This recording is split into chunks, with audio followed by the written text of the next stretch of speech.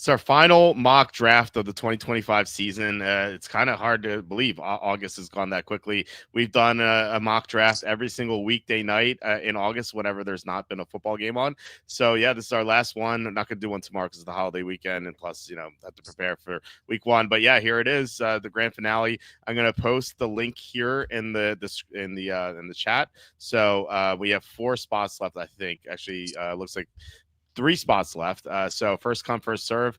It's your last chance to do a practice mock draft for your real draft coming up. But yeah, this is the WalterFootball.com After Dark show for August 29, 2025. Please hit like, subscribe, comment below, share this video. Visit the link in the description for the merch store. As always, something from the merch store. It is the May is Wrath month. So one of the 7 Sin t-shirts. My son was like, "Daddy, what's that?" And I explained the Summer of Love to him. So it's not only a cool shirt, it's also educational. So you can get that as well as some of the other shirts here. We have a 20% off sale. You can change the colors. Any of these shirts, you can get them in long sleeve, women's tank top, hoodie. You can get them in infant onesie if you want to. You can get MIG. We have our mugs and our aprons, so you can get all that. You can go to Amazon, buy my books. The most recent one, Jerks of the College Years, where I made fun of people I saw at Penn State for 6 years. A lot of fun to write, so I think you guys have fun reading it. And then also please consider super chats, super stickers. It's the best way to support the show.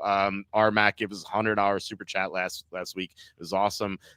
Thank you so much, RMAC, once again. And then Slew, John Sanders, Ken McAneagle, DeGeneron, the boss, Karmic. You guys have been so great in the past. So thank you so much. Just really appreciate it. All right. We are joined tonight by the dynamic duo of Nuggets and Butters. Let's go from top to bottom here. Nuggets, how's it going? It's going amazing. I never would have predicted that Tommy Fleetwood would win the FedEx Cup, That's considering crazy. he's been choking all season.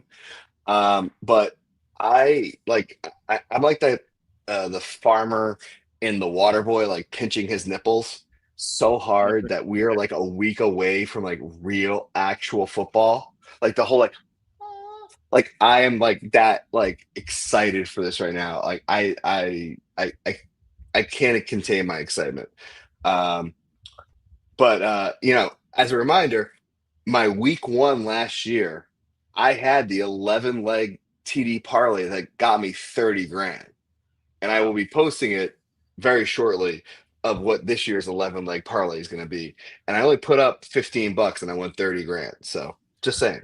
Man, I remember seeing that. I remember you showing. Yeah, everyone was like, "No, Nuggets didn't do that." And actually, one was a round robin. The other 2 were actual full hits because I screwed up on Barkley not scoring a touchdown. But that's a whole nother story. We won't get into that. Yeah, well, looking forward to that. Butters, how's it going? You're on mute, I think. Oh, there you go. Butters, you look like you're in prison. Is this working? Oh my god! Oh my god! I got it. You are Gary Busey in Point Break. Just say Utah. Get me 2. Just say Utah with the Hawaiian shirt. Just say Utah. Get me 2. You have to say the line. Utah. Utah. Get me 2. God, Butters is so young. He doesn't know that movie. Oh my god. Yeah, I remember. We're seeing how this laptop, this like 15-year-old laptop, works with a dead battery on a bad power source on a hotel Wi-Fi. It's just fun. I have like 17 laptops here. I could have shipped you at least 2 of them to at least like have some decent like graphics cards to make this work. But right now you look like you're like literally on like you literally are deaf at Amen Corner in Masters. It's so dark and your smile is so weird. You look like Terrifier from like the creepy clown that goes around and kills people. That's what you look at. The white teeth and the white eyes, and that's all I see is the white teeth and the white wife beater. I generally think like it looks the background looks like he's outside on a golf course, but like it's like the umbrella's like down on him. There's like no sun coming in. That's like he's like an albino. Yeah. Let's try something. I need my umbrella, please. All right, we have sorry, Butters. I love you. But we have a full room that's here. Worse. Go back to Amen Corner. We have a full room here. Let's kick things off. And our final mock draft of the 2025 season. Kind of how fast. Gibbs is the first pick. A slight upset, but it's not really too much of an upset. He went first in one of my real leagues. Yeah, I can't. Like I was telling Walters off air, like I got stuck with 10th, and I thought I did pretty good. So I think there's so much value now that's opened up in the later rounds that you kind of could do what you want. Mhm. I think Dallas is interesting because, especially with Lamb going fourth, and he's going a little higher now because I think people are seeing the effects of Micah Parsons being traded, and Dallas is going to be in a shootout. Yeah. So every game, like their defense was okay, but then it got worse with no Parsons. Now he's completely gone. Like new head coach, Dallas might win 5 games this year. If they're lucky. Yeah, they don't have an easy schedule either. They have No. let me see. They have the what is it? They have Giants, they have Broncos, Lions, Eagles, Vikings were the 5 hardest. they have the third hardest schedule. Yeah, and Dallas is in there too for the 3rd hardest. Yep. Yeah. That was according to my own power rankings. Slew in the chat actually sent us a he sent me a like a grid based on my own power rankings, like the strength of schedule, and that's like that's where I got third from. You know what? I'm just gonna it's gonna be way early for some people. But, No, you're not. Don't do it. Don't do what? Don't. Take Bucky Irving. Bucky Irving. I knew it. I knew it. The 1 to 6. I hate starting receiver like the Funky Dan took Jefferson.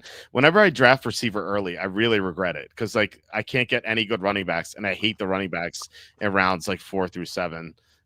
So I don't know. Maybe I should have gone receiver to see how it would work, but like I've done that already before. Butters, you took Chase. So why Jamar Chase instead of like Barkley or something?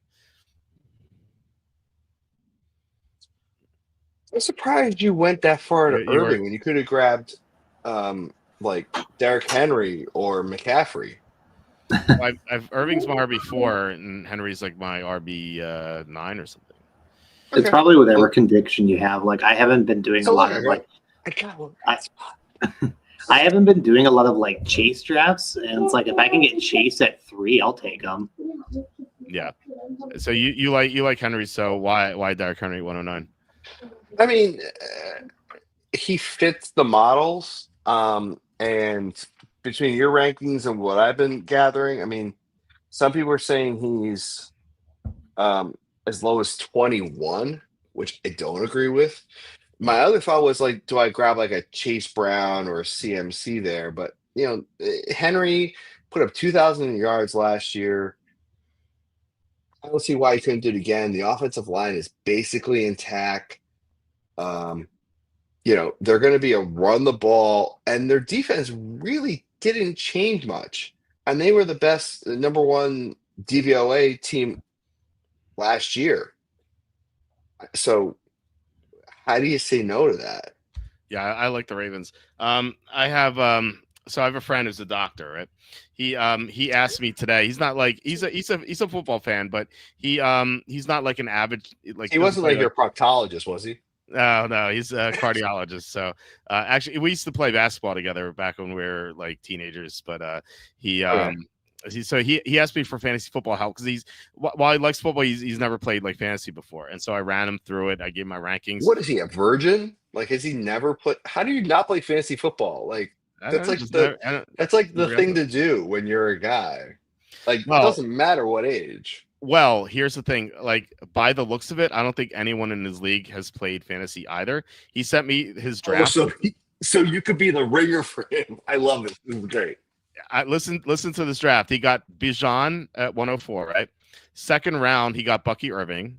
3rd round, he got who did he get 3rd round? Wait, hold on. Okay. 3rd round, he got Malik Neighbors. 4th round, he got Brian. 3rd round, is this like a 5-person league? What? 10 team league. 3rd round, he got Malik Neighbors. 4th round, Brian Thomas Jr. 5th round, Ashton Genty.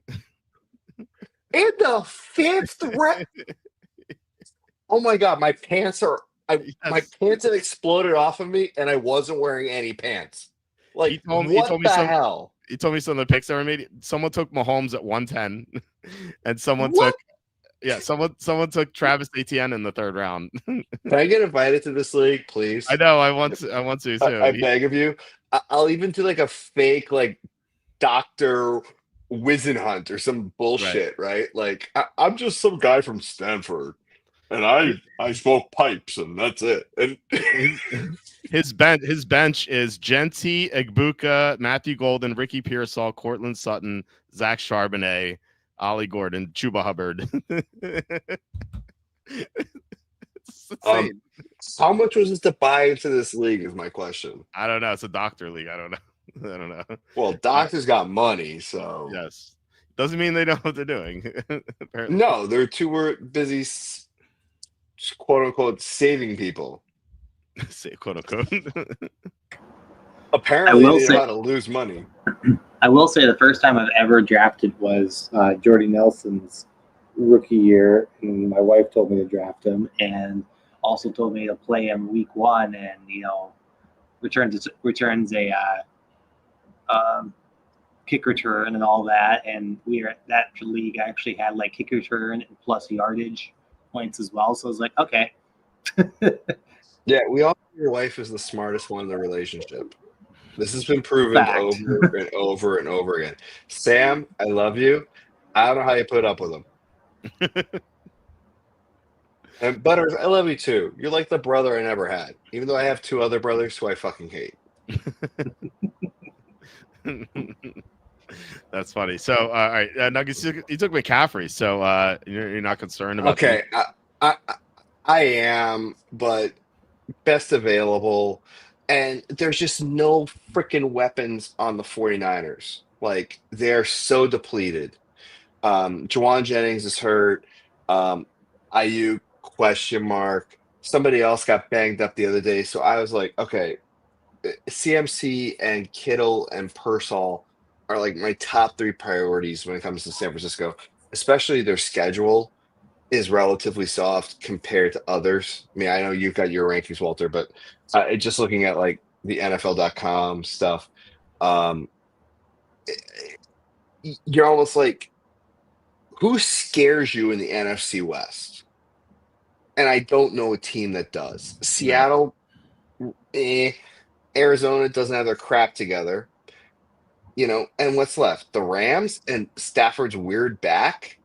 Like, and Puka's doing his thing, but now you lost Cup to Seattle. Like, there's just so many weird factors in the NFC West that I'm just like, you know what? The Niners should win that division by default. And I think Kittle, Pearsall, and CMC are going to be it. If CMC goes down again, he goes down again. They got a backup in Brian Robinson from Washington. But we'll get to his replacement in a minute because I think he's going to win Rookie of the Year. But that's a whole other story. Sorry, who'd you say Rookie of the Year? Sorry, I missed that. I think it's that Bill, whatever. Ja'Cory Cross-Merritt. JCM. Yeah. You think he's going to win Rookie of the Year? That's interesting. I put a bet on him. It just the odds are too good. I also got him on first touchdown at plus 7,000, but that was before like all those things went down. And I also got him at anytime touchdown like plus 500. But then all the crazy news broke about that, and now everything's plummeted. Right. Right. So. Yeah. Oh my God, Butters! I have it. I actually have your Halloween costume right now. You are Biff Tanner at the casino. You have the grin and the haircut. Darn it. All you got to do is wear the velvet robe. Yeah. No, that's my. Yeah. Trayvon's my guy, dude. Like, I'm trying to grab him as many drafts. Everyone's talking about Stevenson's lost a step. Trayvon returned the kick, was like electric. The question is this O-line for the Patriots? Right. And is Drake May actually going to do some check down passes? And then the Josh McDaniels offensive scheme, and I've seen this because, Patriots fan, I've seen this for so many years. if like you don't do the check down, you get benched. Like that's how Brady made all of his money. Like it was check down, hit the guy in the slot. And Henderson can do that. The question is the other wide receivers. Because like Diggs is basically a slot receiver. Kyle Williams is kind of a slot receiver. You look at Demario Douglas, another slot receiver. Do they have any true burners? And the answer is I don't know. I think this would be an offensive like death by 1,000 cuts. Mm-hmm. I just don't know if they have enough cuts to make enough touchdowns. Yeah. Other than big explosive plays like Henderson, because they got their asses kicked by Vikings. I already hated what I just did here, but like I was trying to be sneaky. You woke up this morning, so you hate yourself anyway. Yes. I was trying to be sneaky and trying to go Hampton and Henderson. One of the doctors took ATN in the third round here. Actually, too. I agree with that. I think the Jags are going to be sneaky this year. I actually have a lot of Jags exposure in best ball. Just because of the way like ETN fell, Trevor Lawrence fell, even their backup, not the backup, their starting tight end, Braxton Strange, like he fell in some weird spots. So I think everyone's discounting the Jags. Honestly, I think they could win the South. Yeah, I bet the them. South sucks this year. You gotta Houston, for some reason, took like 6 steps backwards last year, and CJ Stroud did not look like CJ Stroud. Yep. Tank Dell is out for a while, right? All they got is really Nico Collins. They have this other kid, Noel, ? And Mixon might be done for the year already. Like he's already on PUP. And I've been grabbing, God help me, I've been grabbing Nick Chubb in every freaking best ball I can do it because everyone's forgetting about him, that he's now RB1. I actually even bet him to be comeback player of the year plus 900. Like bad. I mean, I think honestly, I think probably Hutchinson will probably win it. Yeah. But plus 900 for Nick Chubb? Tell me I'm wrong. Yeah, that's a good bet to win comeback of the year. I like it. I'm down on Houston though. Their offensive line looks so bad. Oh my god! And they got rid of Trent Brown. They got rid of all these guys, and I'm like, how is Stroud going to stay up? Right. Like, yeah, I just don't see it. I feel like this is the Patriots with Mac Jones when they had Patricia and Joe Judge being the offensive coordinators. Like, there's literally no offensive line. Yeah, there's not. It's bad. And Caserio, what are you doing? I don't get it. You traded Tunsil to the freaking Commanders. What are you doing? They have a quarterback on their rookie contract. Like they should be able to get a big. And that's why you should be maximizing the shit out of it. Yeah, I agree. All right. Well, I'm taking the number one option in Seattle here. I mean, there's kind of a no-brainer on that one. Yeah, he was one of the top players available. I took AJ Brown, who's steal at 306. Oh my god, super steal. Yeah, I was hoping for Nakua. Nakua almost fell to me, but I'm still worried about who's his quarterback. I mean, Stafford, they had that weird, like, hyperbolic chamber on the premises about him. And he's like, oh, yeah, I'm good. But just like a quarterback, just like a running back who holds out for his entire contract, like Cook did, I'm concerned about, like, a quarterback being like, oh, my God, my arm. Right, like someone's off, or like they feel a pop or something because they haven't been throwing right. Like they don't have the rhythm. So I'm really concerned. Granted, Puka's a great player, but do you really trust Jimmy Garoppolo? I mean, Garoppolo kind of sucks, but think about it this way: he had Brandon Ayuk and Deebo Samuel have great fantasy seasons with him at quarterback for 1 year when they actually had a badass offensive line. Yeah, I know. I mean, tell me the Rams have a bad offensive line. I don't see how they have a badass offensive line. It's pretty good. Outside, I mean, okay. their left tackle's hurt, but outside of that, they have a really good line. I think. If we're gonna talk offensive lines, I'm super concerned about Atlanta. Like everyone's like super hard about Atlanta. Atlanta's gonna do, and now they just lost their left tackle. So like. Yeah. I have super concerns about the running back there and with Bijan, and like, is Penix gonna have enough time to throw? Yeah, it's a little worrying for sure. We'll see. I don't know. I mean, look, the Eagles won the Super Bowl without their left tackle back in 2017 when they lost Jason Peters. So you can, I think you can Is lose one lineman. Peters You know? really the big cog there? What'd you say? I was trying to say, is Jason Peters the real reason that the Eagles weren't going to win a Super Bowl? Like, they just manhandled the Patriots. Well, no, but I mean, he's defense was the reason they won that game. Yeah.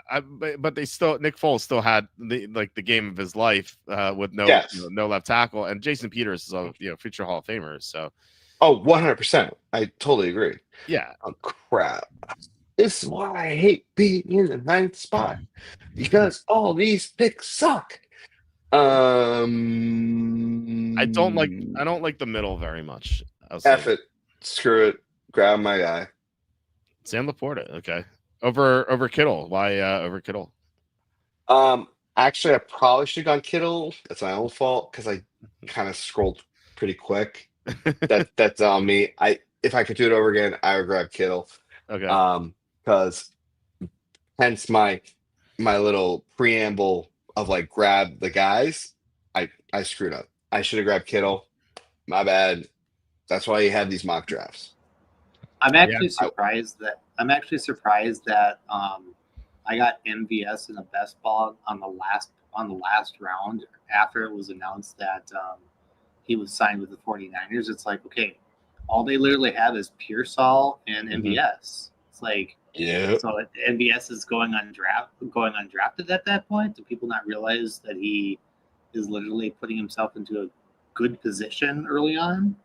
And I think everybody just basically looked at the opening training camp rosters, threw them into like a top 150 standing, and haven't made any changes since.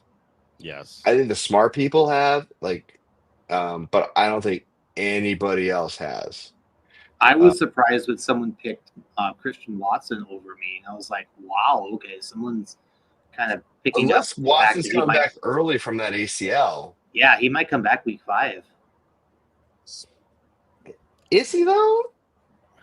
Wow, I mean, I can see him going out there and re-injuring it right away. Oh, you got Hurts there. Oh, that's a good pick. Hurts with Brown? Yeah, I love it. Oh, hold on. Damn it. My pants are gone again. What'd you say? Your pants? My pants fell off again because the whole thing of like the guy looking at the computer and he's just because the desk just falls over because his dick is so hard. Because what a gimme. Oh man, Hurts at 407 with Brown though. How do you say no to that? You don't. No, I was really hoping he'd fall to me. So that was whenever you can stack, that's a great thing. Yeah, you know who I don't want is Travis Kelce. No, don't do Travis Kelce. So Butters ends up with George Kittle. Yeah, Butters is a dick. Oh man. However, I did have I say another. That out loud? Did Sam hear me on that? Is she wearing the strap on tonight? No, I got earbuds. Sorry, I couldn't resist. Oh, I love Sam. She's great. If I ever meet her in real life, I will high five her and I'll go, "Thank you for putting up with my friend Butters." Travis Hunter and Ibuka. Interesting. That's an interesting move. I like it. I love it because of the whole Godwin thing that's going on. He's going to be flying up draft boards. Okay, somebody explained to me this Warren out of in Indianapolis love. I haven't seen anything that you can go like, oh my god, I have to get this dude. I love Tyler Warren. I think he's the next Laporta, Brock Bowers. He's so athletic, And he's really the number one target there. Like there's no receivers of note. There's okay receivers, like Pittman's okay, Downs is okay, like Pierce. Okay, but goes it's off, Daniel Jones throwing him the ball. Is Daniel Jones a good enough quarterback to get this guy the ball? Yeah, over the middle of the field. Yeah, that's all he's going to do. And then he gets target decapitated. That's all he's going to do is target the middle of the field. Also, Warren ran the tush push at Penn State, and you have Dylan's got a lot of comments about here. What'd you say? Dylan's got a lot of comments. Wow, actually, he goes, it would be negative EV to go Kittle with McCaffrey aren't in my team, Nuggets. And I go, well, then you can blame drunk clicking. I'm going to actually disagree with that. And here's my reasoning. Is typically a good running back, takes the pressure off the offense. Good for a tight end.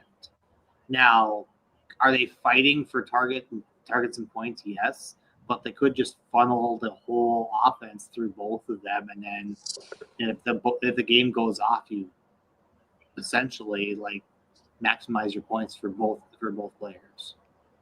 Yes, stacking. Yeah, basically, yeah. I think it's fine. I mean, if you eventually if Nuggets took McCaffrey and then Kittle and then took Purdy, that would be really good. And if you think about it this way, McCaffrey is having a great game. There's a chance Kittle's catching some touchdowns and vice versa.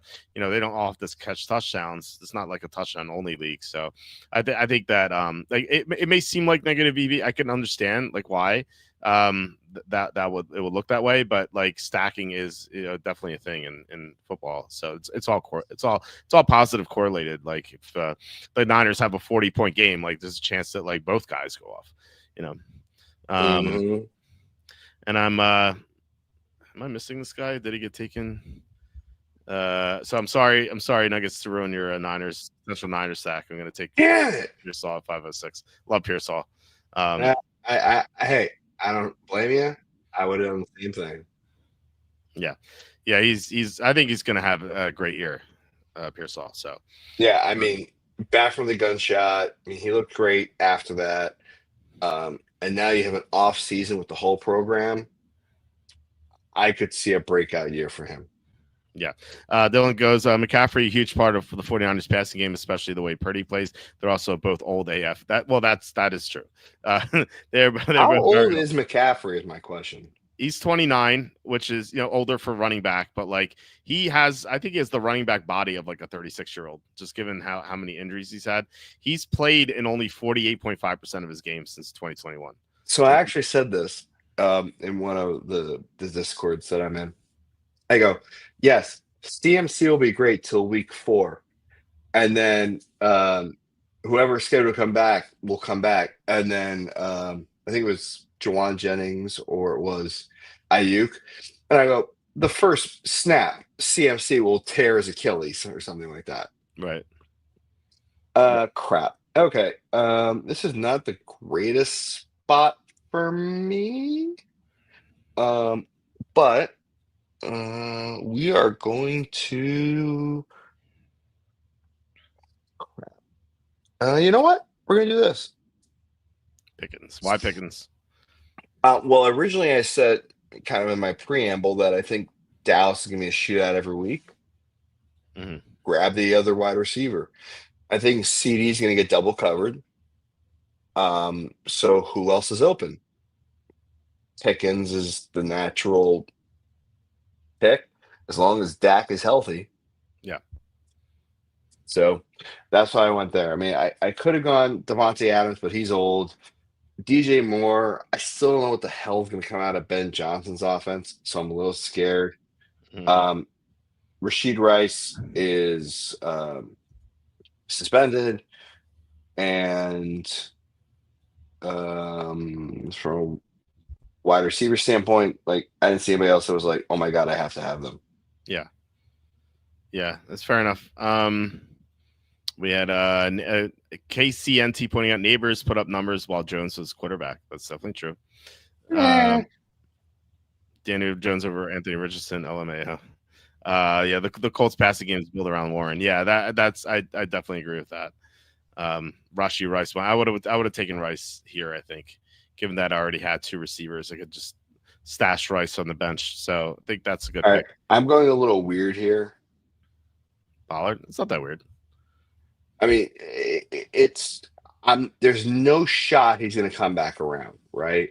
Yeah. And between Henry, McCaffrey, and my whole preamble about, McCaffrey might get hurt again. Here's the number one running back in Tennessee guaranteed for the first 4 weeks. Mm-hmm. And you got a rookie quarterback. I could see him getting some garbage time, like yardage and touchdowns. Like, how do you say no to that?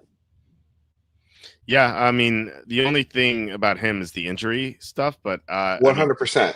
I've taken that into account. But then again, when you know his backup is gone for a minimum of 4 weeks with this high ankle injury, you got to take some risks here. Yeah, no, that's why he's fallen to the 6th round. Like, if he didn't have these injury concerns, he would have been like a 3rd or 4th round pick. 100%. Yeah, so you're getting good value with him. And him. I went over him over like David Montgomery. I looked at Aaron Jones and Swift, and I was like, you know what? That's guaranteed money. No, so. I took Swift, by the way. In Ben Johnson's offense, it's good. Like, Swift has the same worries as Pollard. Like, he could fade down the stretch, he could get injured. Exactly. So they're pretty similar players. I guess it's like whoever you think is safer, which you could argue either way. I think they're pretty right. Similar. 100%. Yeah. With some other comments. I'm surprised you didn't give Jerry Jones a Kobasa Millen grade. Jerry might not see another winning season from that team. Yeah. Actually, you should make him your jerk of the week. Like, I know Antonio Brown is doing this, whatever the name is, of the week. Yeah. You got to be doing the jerk of the week.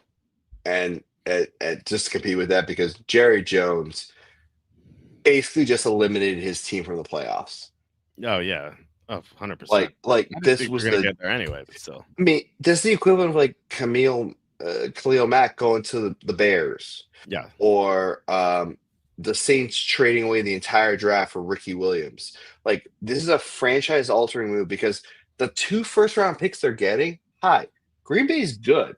Yeah. Like, you're talking mid to late first. At least. So, I mean, mid if right. they're lucky. So why didn't you go to like a team like the Saints? Right. Yeah. I mean, like there's just, if you're going to stay in the conference, there are so many other avenues to go. I think this is short-sighted. I thought the Patriots mismanaged assets terribly. Mm-hmm. Jerry Jones just took the cake. Like, yeah, there is no move that I can think of the Patriots making that I would go, oh my God, they did that. Like the Logan Mankins trade, fine. The Trent Roberts thing, fine. Okay. But of this level of an asset who could have been Defensive Player of the Year, you're starting middle linebacker. Yeah, okay, fine. He got hurt. Whatever. But the 12th pick in the draft 3 years ago, and you're giving up on him because he wants a big contract because of what he's done, like trade him to Cleveland, right? But I don't think Cleveland has any more first-round picks, right? Or trade him to Jacksonville. Yeah, because Jacksonville's got some first-rounders. Like well, no, it's Cleveland. Cleveland got the picks from Jacksonville, so Cleveland is the team that has the picks, right? But my whole point is that, like, go where the money is. Don't be stupid and go to like some team that's been your arch rival for so many years just to spite it. The trade makes sense, but it doesn't make sense. Yeah. Oh, who the hell just? Oh, it was the website. Never mind. It's like, who the hell just said, "Oh, come on, dude"? No, what I was trying, but I get Jerry trading. I just don't get where and for what the return was. Like, could have traded him to New England. And New England could, because New England's going to suck this year. They're probably a middle of the road team. You could have gotten a top 10 pick from New England for the next 2 years. Like, you could have done that, but yet you didn't want to go outside. Like, this feels like Jerry was banging a hooker, and Jerry was like, "Oh, what do you think I should do?" Well, this, I'm sorry, Jerry Jones, sell the team. You're incompetent. Your family's a bunch of inbreds. Sell the effing team. I know it's worth $10 billion, but I'm sure there's some myomaniacal freaking tech billionaire that wants to buy it and give you your 10 billion, and you can go right off in the sunset with all your hookers and your cocaine. Did you hear him at the press conference? He was like, no, he did said, he even talk? His son Steven is like the inbred, like the Simpsons character. He's like, well, I don't know. Like, that's all I heard. Well, Jerry said, I didn't talk to Michael Parsons. And Yeah, and his name is like, Micah, you idiot, because you're a racist asshole. Great pick, Butters, Golden. Butters, you didn't get to talk about any of your picks. No, Butters is jerking off to Golden and Parsons right now. I don't blame him. I mean, Butters, this is your team. What do you think about this trade? Well, in this draft, I was like looking for a running back. I'm like, okay, I could pick Montgomery, but he's running back too. I could pick Aaron Jones, but he might get. At what point is Mason going to take over? So it's like, what am I going to do here at running back? So I'm just like, okay, let's go for more value here. So I'm going to go with Golden, which he's a rookie, and you still don't know like if he's actually going to be wide receiver 1 or not. Like you really don't know what's going on with that offense. So I mean, I'll take the value, especially with Golden being normally picked in like round 5. So I was like, I'll take that value immediately. Yeah. But then like that, I went for JCM just because of like, okay, I think he's going to be wide receiver running back 1 compared to Montgomery and Aaron Jones. I'll just take the value there, and we've got some sharp drafters here as well. I didn't think JCM was going to come back to me. Yeah, probably not. I mean, Charbonnet went 7-2. I love Charbonnet. It's that was a heartbreaker to see him go there. What do you think about the Parsons trade? Because you're a Packer fan and all. Like, are you how confident are you in your team going the distance this year? Well, you two saw my initial reaction where it was like 2 first rounds and Kenny Clark, and then after I saw your write up, I was like, okay, that's a good point. Kenny Clark is 30 years old. Mm-hmm.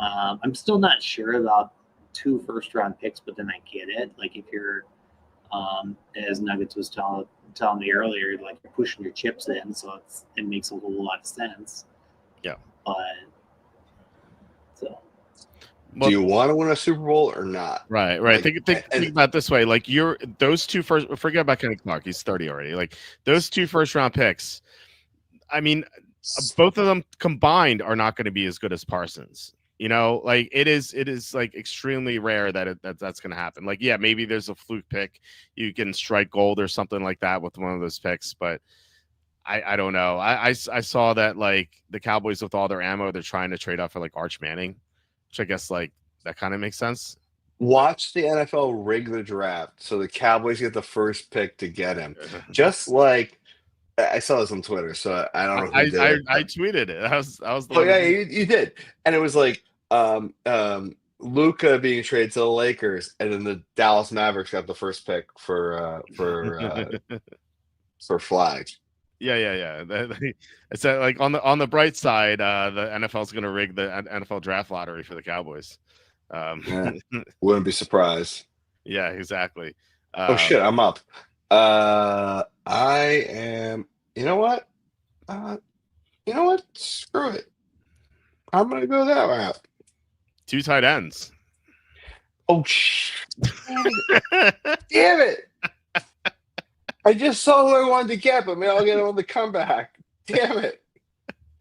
No, because we've been talking about in the group chat about like Njoku to the moon because of Flacco, and I'm like, yeah. Oh yeah, he's there. Why don't I just grab him, Nuggets? But then the quarterback I want is around the corner. It's like, you idiot Nuggets, just grab the guy. Oh, I thought you were lamenting taking your second tight end already. No, I'm not Oh. lamenting that at all. Eventually I wanted to get Njoku. I will not hide that fact at all. Because I think in the Browns offense, he is like the dude. Cassandra, I love you. You're pretty. I am not. I'm an ugly bastard. But yeah, I need to get my drafting life together. I do. I'm sorry. I'll work on myself. Well, maybe you get that quarterback, but You know Butter, what, Cassandra? I tell you what, I'll make you a deal. That might be the best comment all night. If you DM me on Twitter, Nuggets DFS, I will send you $50 as the best comment of the night so far. nice. Because I only am here to supply commentary and comedy. That's it. It's And if I misclick somebody because I haven't had like 3 drinks, this happens at 10:30 at night. Especially me working 15 hours today, which was not fun. But that's a whole other story. We won't get into that. yeah. Well, I always say don't drink and draft. But if you're doing a mock draft, it's okay. But like Yeah, in exactly. real life, That's why you put up with me. in real life, I once did I was once drafting and I had a too many, and like I drafted like Terry Glenn in the 11th round, and like someone was like, wait, isn't Terry Glenn out for the year? I'm like, oh man, I forgot. Yeah, I mean, Terry Glenn was always out for the year because he That's got like true. hit one. He might have been the worst glass man I've ever seen since who was the other dude that was like always made of glass? I can only make hockey references. I can't make football references. Damn it. I'm totally blanking now who the dude was. All right, well, And now I'm back up. you Hold got your on. quarterback. My So quarterback is still alive. There Hallelujah. he Praise my minions. so why Jared Goff there? I mean, hello. I have Laporta and I've got I'm gonna grab my other guy and nobody's gonna see it coming unless they're on the live stream. That's Oh, funny. the Like kids I had to got go to Laporta bed. and I thought I had Laporta and I thought I had Amon-Ra, but then I realized I forgot I grabbed Derek Henry. I'm recapping the best ball draft I literally just did before I did this. yeah. Because I did. Yeah. Because I told you I got Amon-Ra, I got Laporta, I got Goff, and I got my secret weapon that nobody's gonna know about. All in my best ball draft at the 10th pick, which is why I went 9 this time just to kind of prove it. But as it seems, we're a little stressed.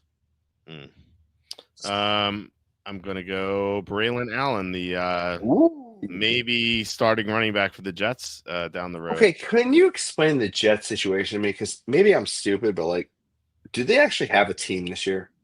Because like Fields seems like he can't throw his way out of a bucket. I mean, granted, I'm watching training camp highlights, right? Or from the reporters, and like looks like Fields has no accuracy. Braylon Allen looks like he's destroying Breece Hall. They have no tight end that I can even think of. They only have Garrett Wilson. Like, am I nuts to just fade the Jets completely? Or are there pieces of the Jets that are decent enough and like garbage time will make up for it? They have some good things going on. Like they have what I think could be a really good offensive line.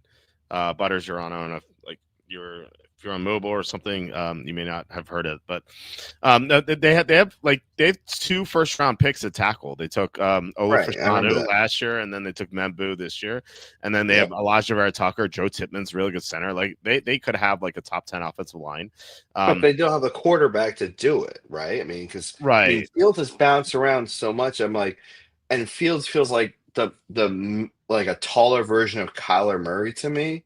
Mm-hmm.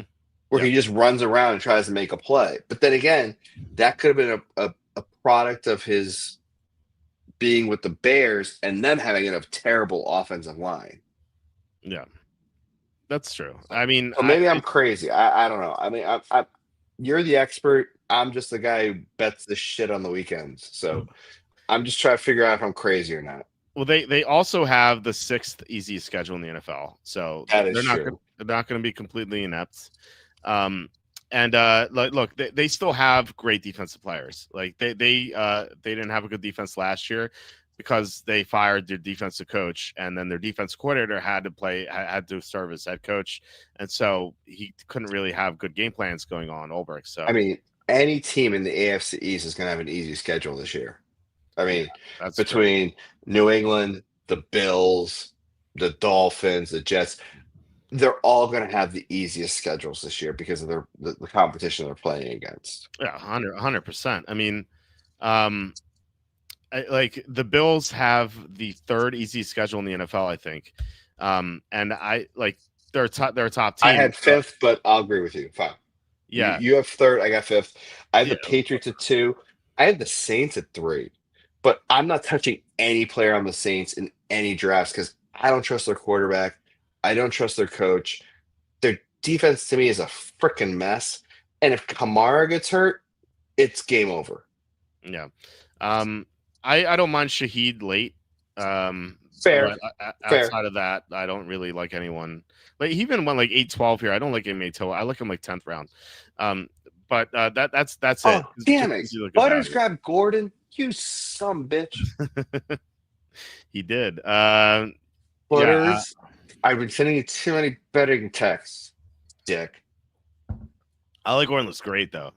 I'm sure you've seen that. So there's a whole thing going around, but like Saquon Barkley got 15 touches every game. And then it was another running back who I forget. Oh, Gentry. It was Gentry got 15 touches every game, 15 carries every game. And Gordon got 15 carries every game in college. Yeah. So like everyone was betting their over the carries prop. What did I get for I got Gordon plus 180 anytime touchdown. I got him at plus 1800 first time touchdown against Indianapolis in Indy for week 1. So I'm just saying, I don't think A-Chain's gonna be ready. So between that, Pollard, super sneaky anytime touchdown. If you're paying attention, please pay attention. This is going to sound terrible. There is a former Patriot that is plus 1,500 right now, anytime touchdown. Myers? And he plays on the Chiefs. Thornton. Tyquan Thornton is plus 1,500 anytime touchdown. Yeah. You know who Patrick Mahomes threw a touchdown to in his last preseason game? Thornton. Tyquan Thornton. Yep. And Rashid Rice. Bye-bye. Worthy, Kelsey. Tyquan's going to be on the field. He's my last pick in a lot of best balls, but plus 1,500 anytime touchdown. Mortgage my effing house. I like it. 15-1, especially really against the freaking Chargers. Are you kidding me? Yeah, 100%. You're welcome. We become all millionaires. I'm on board. I'm on board with that. I like those odds. You're up, by the way. Yeah, I know I'm up. Crap. Hold, please. I don't want you. You're terrible. I don't want you. You're terrible. I'm not playing a defense. I want a kicker either. Do I have him? Or did I F this up? No, I F that up. Oh crap. I know what I want. How much time do I have left? 48 seconds. Okay, good. I want. No, I don't want you. You suck. I want you. Yes. Yeah, that's what I want. Yes. There you go, Nick Chubb. Well, you're comeback player of the year guy. Comeback player of the year, RB1 coming out the gate. I got a weird feeling. He's been through a lot of injury. The Texans schedule is okay. It's not great, but there's no way. Okay, correction. Let me rephrase this. I would hope that DeMarco Ryans, DeMarco, yeah, has learned his lesson about not letting CJ get sacked 700 times in a game. Yeah, and where he just hands the ball off and they run it because they have an amazing running back. Well, granted, he's injured. He's been injured, but he's better than Joe Mixon. So I would hope that's what D'Amico Ryans does. Will he do it? Question mark. I'm going off of the opportunity and the upside. Yeah. Jason asking, week 1, start 1, drop 1, bench. The This rest is like a marry, fuck, kill, isn't it? yeah, basically. Shakir Shaheen. Shaheen. Shaheed, I assume. Higgins. Jaden Higgins, Amari Cooper, Adam Thielen. So he's to start 1 and drop 1. I'm starting Shakur. Yes. Rashid Shaheed. Question mark. Higgins. No, Amari Cooper in the Raiders offense. Granted, he's going back. He's a second wide receiver. He's probably the one I bench. And then I'm resting Thielen because I don't know what the hell Thielen's got left. Well, no, you said drop 1. So who would you drop in this group? I'm dropping Higgins probably. Yeah, it's either Higgins or Cooper. Yeah, I would agree with either one of those. But I think Higgins is an unproven commodity. Cooper is old. And Thielen is going back to Minnesota. Granted, it's a totally different offense. Because when he was there, it was, so I remember right, it was Kubiak and Zimmer's offense. It wasn't the Kevin O'Connell offense. So that's where I'm kind of like, you're up, by the way. I know. I'm working on it. Okay. Well, while you look, I'll read some comments. What if they trade for Breece Hall? They could. The Cowboys. Nobody's trading for Breece Hall. I mean, I think he's going to be in the trade block. I think Breece Hall, Kenneth Walker, Rashad White, and they should just punt their whole season at this rate. Yeah, right. Let's see. Jones lost me at I don't deal with agents. Yeah, it's just pretty bad. What else here? When I said Adam Silver is trading Michael Parsons to the Packers, I was kidding. That's definitely true. All right. What else do we have here? Injury concerns for Chubb. Yeah, I mean, 100%, sure. But like he could, maybe he does come back. I hope he does. He's such a great player. You have 30 seconds. I know. I'm working. I'm trying to find something I like. Well, did you hear about trading? No, the Tim Patrick trade. I take it. Owen Klein. I hate everything this late. Oh, F it. I finally found something. Strange. Okay. Off topic. What tackle injury do you think is more impactful week 1 between Atlanta, Tampa, McGarry, or Wirfs? Pivotal game deciding the NFC South. I think Atlanta's the worst because that guy was just so dependable. I think Tampa's got enough backups where they can make it all work. Plus, I think with the guy who's calling the plays now, granted he's a freaking clown in my opinion, but he's from McVay. He knows how to make running backs work and offensive lines work. So for me, I'm going to trust that dude. Yeah.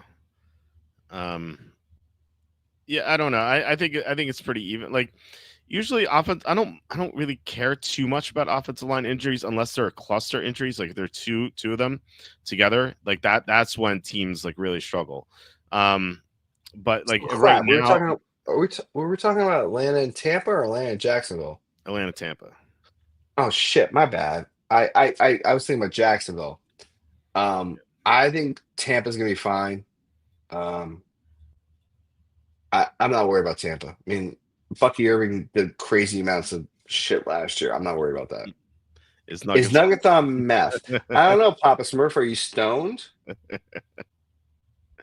Oh man, I would bet on games that you think will be a shootout for your anytime touchdown parlay. Atlanta, Tampa, for example. Yeah, I would do a bunch of single game parlays for that. I mean, that's how I've made some money. I'm not going to argue with that. Yeah. I think Higgins could be good. Yes, it was Shakir is a 1 for an offense, but I don't know. Thanks. Well, good luck, Jason. I think it's either Higgins or Cooper, like I said, to cut. But Higgins has not, like, by all counts, he's not had a good training camp. So, although he did make a nice catch in one of the preseason games, but outside of that, one catch does not make a career, good sir. Exactly. So, that's why we both said Higgins, but Cooper could just be nothing this year. Whereas, like, maybe Higgins down the stretch is gonna be good. So, Which is why I don't understand why, like, the Rams just cut Cooper Kupp loose. Like, other than the injury concern, like, I kind of like Kupp and kind of a safety blanket, regardless of who the quarterback is between Puka and Kupp. Like, why cut him and go for, it just didn't make any sense to me. well, he wasn't playing. Like, he didn't play. That's fair. I mean, in the entire Philly game, he didn't play, which is why they lost. I mean, they could have beat Philly in Philly. Yeah, I mean, they came close, but in the Minnesota game, then he didn't play either. No, exactly. So like and he got like what, $47 million from the Seahawks. So it's like, why pay a guy who's going to get that much money if you're not going to play him? That's fair. And then they got Devontae Adams. So Adams is better at this point of his career. I mean, he's always been better. So Butters got Ray Davis. So a couple of AFC East running back sleepers for Butters. So yeah, I mean, I like the Davis pick. I definitely would have considered that. I took Isaac Tesla at 10:07. They traded Tim Patrick. They're going to give him opportunities. I'm not big on the Lions this year. I think they take a step backward, but that could be actually a good thing for Tesla because if they're behind a lot, maybe they throw more. And I know some garbage time. Yeah, that's kind of my thinking as well.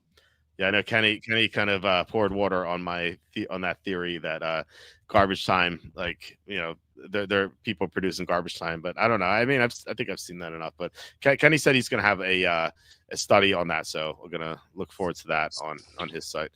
I would have taken Tucker Kraft, by the way. I got sniped by one pick. It's not like a huge deal. I figured Butters is going to take him to 10-10, so I wanted my tight end. I love Tucker Kraft. So that's, unfortunately I didn't get him, but that's okay. There's still some other good tight ends. I'm going to take my tight end now. I think this guy's far and away the best one. Well, actually, no, there are two of them. I'm going to take I'm going to take Evan Ingram. I don't like why he's going so late. The other one, I won't mention the other one yet, but Ingram usually goes like 7th, 8th round in best ball. Like, getting him 11th round seems like such a steal. Please don't say Kyle Pitts. No, definitely not. Thank God. Not Kyle Pitts. He's a younger than Kyle Pitts. I'll say that. Shig. You're telling me there's a world where Tesla scores more fantasy points than Kupp? Yes. Yeah. I don't think Kupp's doing anything this year. I think Kupp's going to blow his hammy out in the first game. Could be, yeah. Kupp's done. I want to say, like, I'm kind of surprised he made the final roster, but they paid him a lot of money, so they kind of had to. But he's going to catch 3 passes for 30 yards like every game this year. Yep, it's going to be kind of sad. But yeah, I mean, he's had a great career, so it's like whatever. And Mega Alexandria is asking, what would you do? 12-team PPR, number 11, 2 running backs, 3 receivers, 1 tight end, 1 flex. Would you start with receiver, running back, or running back, relatively sharp drafters? In my experience, relatively sharp. Ouch. In my experience, I think running back is better this year because I don't like the running backs after you get past Henderson. It depends on the running back if they can catch the ball. Like, Chubb is not going to catch the ball. Like, Chubb's going to run it. Same with the guy out of Washington. Like, he's not going to catch the ball. Right. So I think it depends on your roster construction. And Nuggets is blacked out. No, I wanted freaking correlation because I have JSN. So that's why I went with him. And just wait till you see my tight end that I'm going to grab. Who is it? Let's see. I know. Okay, I know it is. Yeah, of course you know. We already have 3 tight ends. How many tight ends can you have? I can have 4 because those are the rules, and I love my flex position. I see you're a best ball drafter. Hey, my best ball is looking pretty damn badass right now. So Yeah, your best ball team is good. You read it off to me before we start recording. yeah, Are you taking your tight end now, or are you gonna wait? I'm gonna wait. Okay. Because I am going to get somebody else as a running back that nobody else is gonna see coming. Or running backs. Okay. There it is. Taj Brooks, yeah, it's a good sleeper. Potential upside. If I mean, he's the only other running back behind Chase Brown. If he gets hurt, if Chase Brown gets hurt, who's getting all the work? yeah, it's just Brooks, obviously. I mean, they cut Zach Moss, so Exactly. I mean, yeah, I why like. more people aren't taking him is beyond me. They just don't know the name. That's probably what it is. I mean, Yeah, exactly. He's like a mid-round rookie. There's not like a lot of hype. Like JCM, he's the starter. Like people have learned his name, plus like a weird name.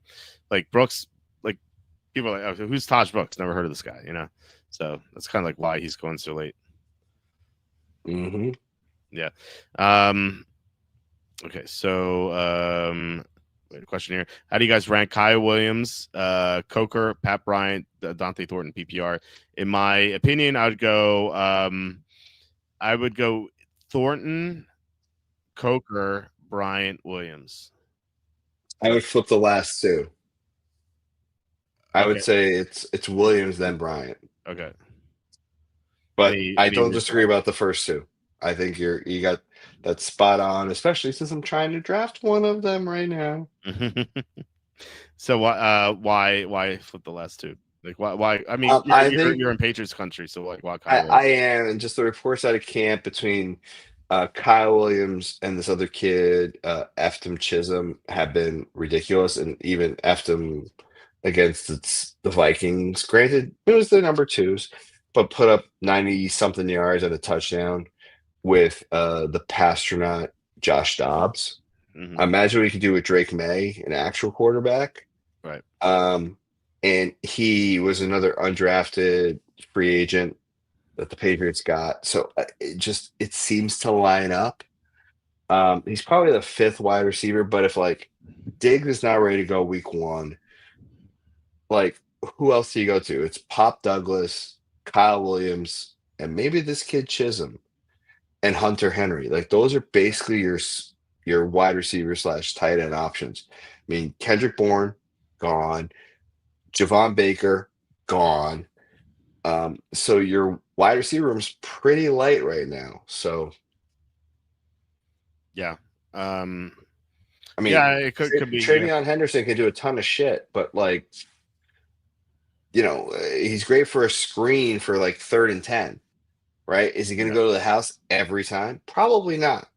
But I'm just saying, like, the Patriots offense is going to be weird for the first couple weeks, especially when you look at their depth. They have 0 on their offensive line. They got rid of Cole Strange. They got rid of another lineman as well. I mean, they basically have 7 bodies. Mm-hmm. And the 4th draft pick with Will Campbell. Granted, great, yeah, he's left tackle, but his arms are short. He's like we call him the Tyrannosaurus Rex. Big body, big loud voice, but small arms. He's only 32 inches. You need 33 to block NFL edge rushers. At least the stats have told us. So unless he gets faster, and granted, he says, "Oh yeah, I'm willing to die for my quarterback. I will to get paralyzed because that's what it looks like right now." Right. I said, my son has all these like science books, so he's like fixated on dinosaurs right now. So I always like Tyrannosaurus Rex. Why did T-Rexes have short arms? And so like he'll be able to tell you. It's funny you brought that up. Butters saying Walter had people arguing with me about Tetero and McMillan. I agree with you that he will be a bust. Can you elaborate more on him? Well, no, Javon Baker is a bust. 2nd round pick for the Patriots who couldn't catch a ball. How about that? That's a bust. Yeah. Yeah, well, I mean, Jamarcus Russell is obviously the biggest bust of all time, of all time, yeah. but Yeah. Javon Baker's up there, second round pick.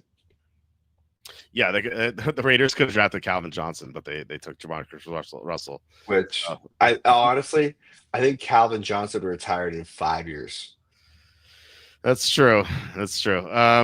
So anyway, with McMillan, he was not a top 10 prospect. Like the Panthers didn't take him, he wouldn't have gone top 10. You might be like, oh, but they did take him. The only reason they took him is because the owner wanted to not be embarrassed that he took Bryce Young over CJ Stroud. So he wants to give Bryce Young like every advantage possible. So he like heard that like, Tyrone McMillan's a good prospect. Let me take this guy because the coaches wanted Jalen Walker. And like it's the second time in 3 years he meddled with it. Like 3 years ago or 2 years ago, when they traded up to number one, the coaches actually, I had a coach tell me on the team that they were excited that they're going to get Stroud when the trade was made. And then a few days later, he's like, oh, we're going Young because the owner wants Young. So like he just went against all the coaches' wishes, which is like insanely dumb because like why would you employ these coaches if you don't trust them? But anyway, so Tepper meddled again, and McMillan is a guy who like he said himself that he doesn't love football, and I'm just like, what? Like if so, you're just in it for the money, like. Okay, you can still have a good career, I guess, but like if you don't have the passion for it, I don't really want to draft you. Like he's talented, like he's physically gifted. He could have a good career, I think, but I don't think he's gonna have a great career.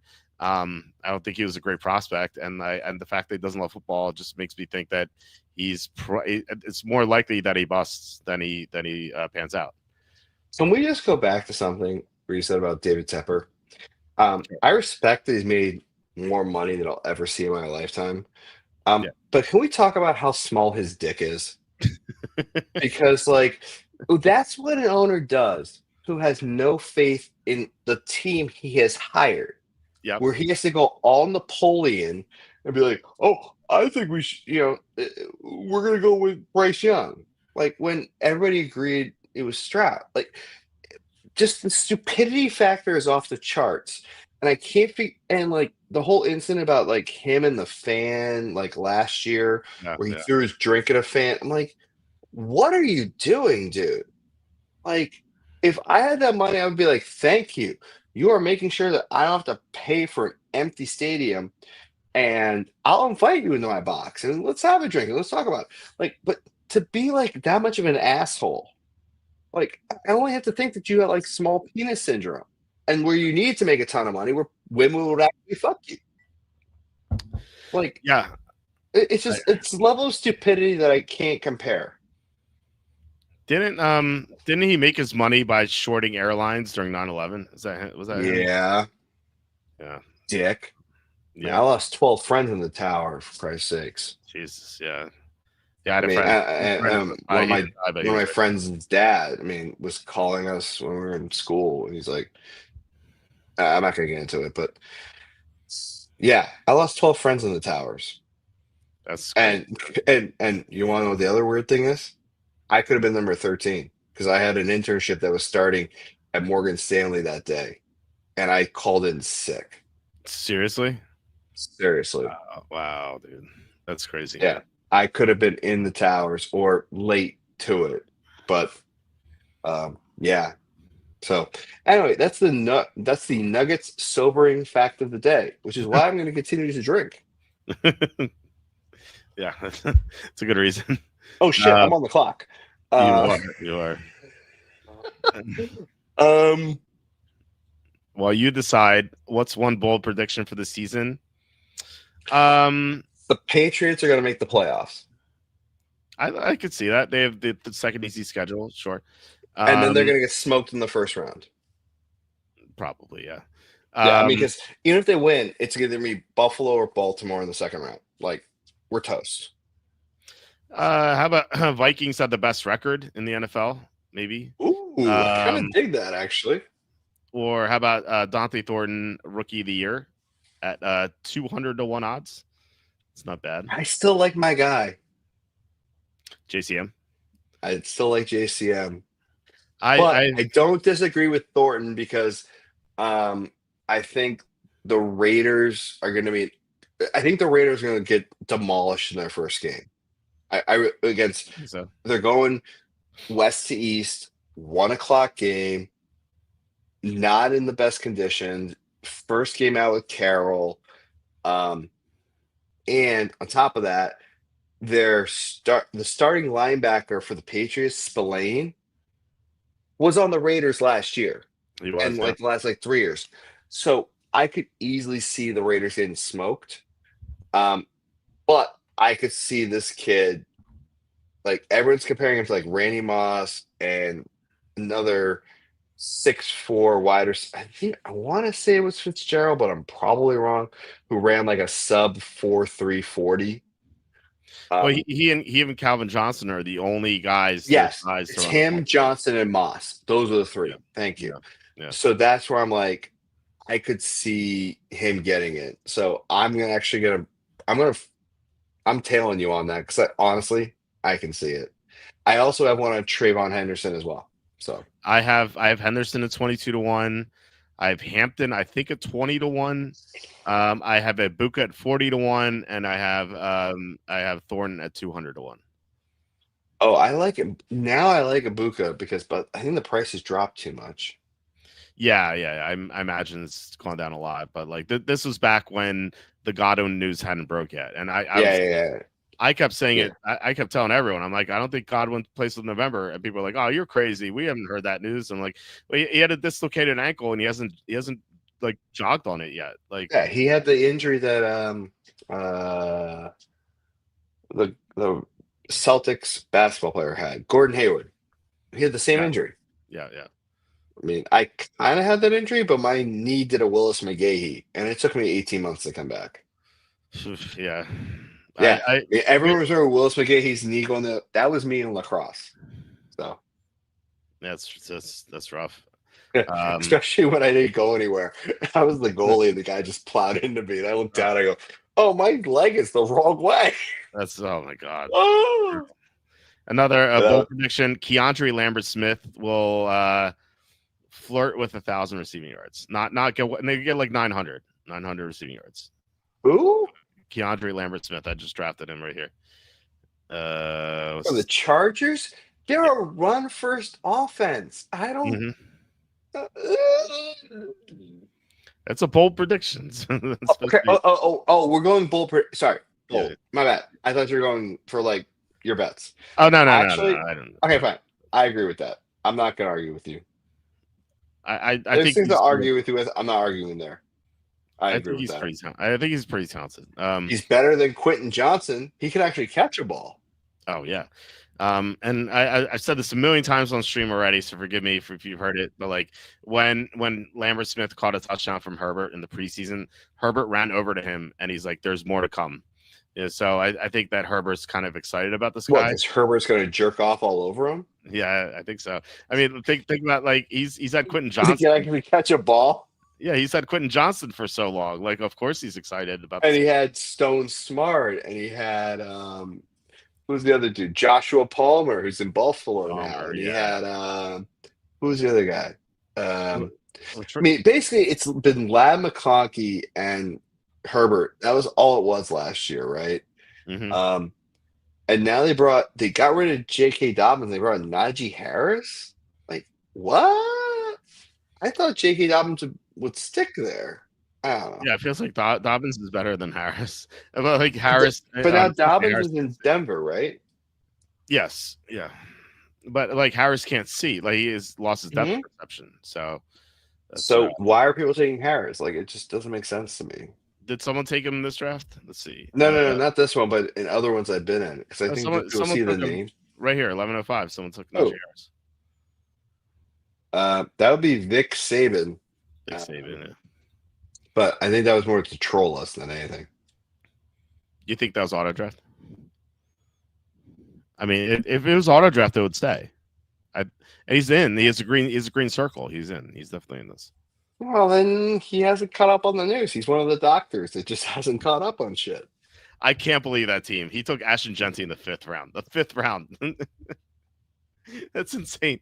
I have to for those who just didn't hear this. I have to redo this team. Oh, No, like, Mega, I like you. I like you, Mega. Yes. The Jalen Coker pick. Yeah, that's right. We want some more coke okay. heads in my team. Everyone thinks I'm on meth. We're gonna do some coke too.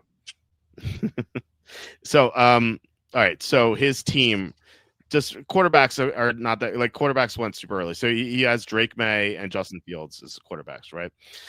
His running backs are Bijan Robinson, Bucky Irving, Ashton Genty, Chuba Hubbard, and Zach Charbonnet. His receivers are Brian Thomas Jr., Malik Neighbors. Was this league drunk? Or were they on like psychedelics? I mean, like this seems like a league like you take mushrooms and then you have to draft. right. Well, I mean, they're doctors, so right. Oh shit! I gotta pick. Oh no, you have to pick. You're up. You got a minute left. Oh, are we really doing defenses right now? God damn it! You don't have to. No one's forcing you. No, I'm going to. Anyway, You assholes took all my teams I wanted. Fuckers. So receivers: Brian Thomas Jr., Malik Neighbors, Emeka Ibuka, Matthew Golden, Ricky Pearsall, Cortland Sutton. His tight end. Just give him the championship belt now. His tight end Tyler Warren. I told him he's going undefeated.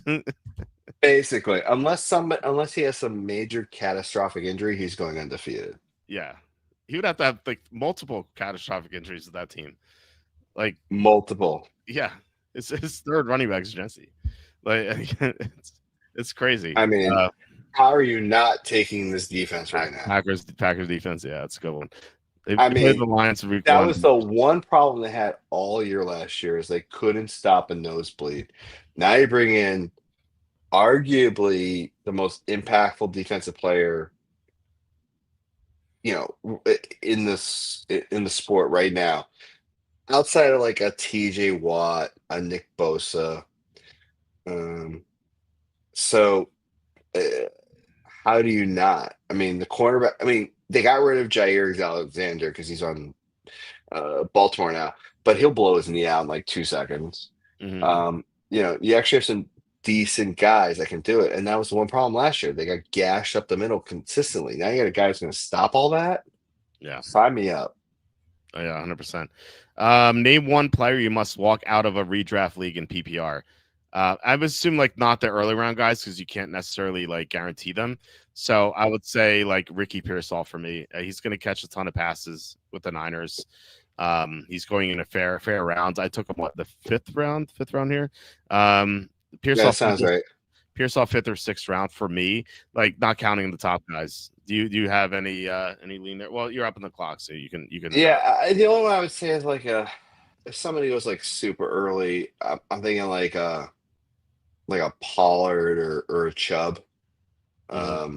But I mean, it just only because like I got those guys in keepers right now. So for me, that's the way I'm looking. I'm gonna take my favorite kicker because I like him. Nice. Because I think they're gonna score a ton of points. I don't care what game they're in. I think they're gonna just demolish teams. So, and the fact that he can kick it from everywhere. Who was the dude that made it from like 60 yards? Was it like it was some guy on 70 yards. It was it's Cam Little. Cam Little. Yeah, and he's on Jacksonville, right? Yeah. That'd be the other guy I grab because I just think Jacksonville's in a good position to have a good year. I think the AFC South is like wide open. Yeah, everyone really the Texans. I don't believe the Texans need to stay healthy for me to trust them. So I think Jacksonville could make a good resurgence this year. I think it's a make or break year for Trevor Lawrence. Now you got Hunter, you got ETN, you got Bigsby, you got Brandon Strange. Like there's a lot that could happen with Jacksonville. They got a decent schedule. I think it's playoffs or bust for them. So I just like make the playoffs. Don't do much in the playoffs. Just make the freaking playoffs. I mean, get back to where they were 3 years ago when they got exactly. Yeah, exactly. And now with that Liam Cohen, that's the coach. Which I don't know why they got rid of Doug Peterson. That's a whole other story. but He kind you of got to. coached like he didn't want the job last year. He like 1 foot out the door. I don't know. Yeah, and where'd he end up? Nowhere. Nowhere. I think he was like trying to like angle for the Dallas job just to screw it to the Eagles, but Mhm. I think for me, you bring a McVay guy in, it's kind of Trevor Lawrence's last gasp, if you will. Yeah. And yeah, go from there. I mean, Yeah. if Lawrence doesn't see the writing on the wall, then he's as dumb as I thought he was. Yeah. Walt, I took the blind Najee Harris thinking that even with the lack of vision, he will get 1,000 yards. I mean, that was before one of their offensive line people went down, but yes. Later. Yeah. No, I mean, Hampton's going to be, I think Hampton's the guy there. Okay, so can we talk about Amari Hampton? Because I'm Yeah. really kind of concerned that like I think he's overrated. Am I crazy to say that? 'Cause I haven't seen anything in preseason that's like, oh my god, I have to get this dude. Tom Brady, nice pick. I think he's really talented. Okay. I mean, he's not you're like the expert. I'm saying what I saw on tape versus what I saw in preseason. I'm like, I don't see it. I mean, I see it with Gentry because I saw a lot of Boise State games, and him just like gashing every freaking team. Granted, the level of competition is not as high as what Hampton was dealing with. I'm just trying to figure out, can Hampton nut up? And I don't know the answer to that question. That's why I ask you this question. I personally think Henderson's a better prospect than Hampton, even though Well, Hampton that's why I have earlier. a lot of Henderson. Yeah, me too. I viewed. I mean, that Henderson, division's insane of what he had to go through, and to put up the numbers he did, yeah, speaks for itself. I think I don't remember correctly. I think in my mock draft I had Henderson before Hampton, just because I thought he was better. I don't remember. All I know is I didn't get a good pick like I had done previously because now somebody got cut. That was the pick that we got. Right. We'll get into that. That's a whole other story. Drake Nothing Bay to see here. Don't look behind the green curtain. Which team has the strongest and healthiest offensive line currently, and do they have enough depth in case of injury? Minnesota's line looks awesome right now. That's kind of the reason why I think they could have the best record. Is Detroit's line still intact? I mean, they lost one guy, right? They lost Ragnow. They lost Ragnow and Zeitler, so they lost two interior guys, and they're one of their new guys, Glasgow, is dealing with an injury too. So Baltimore.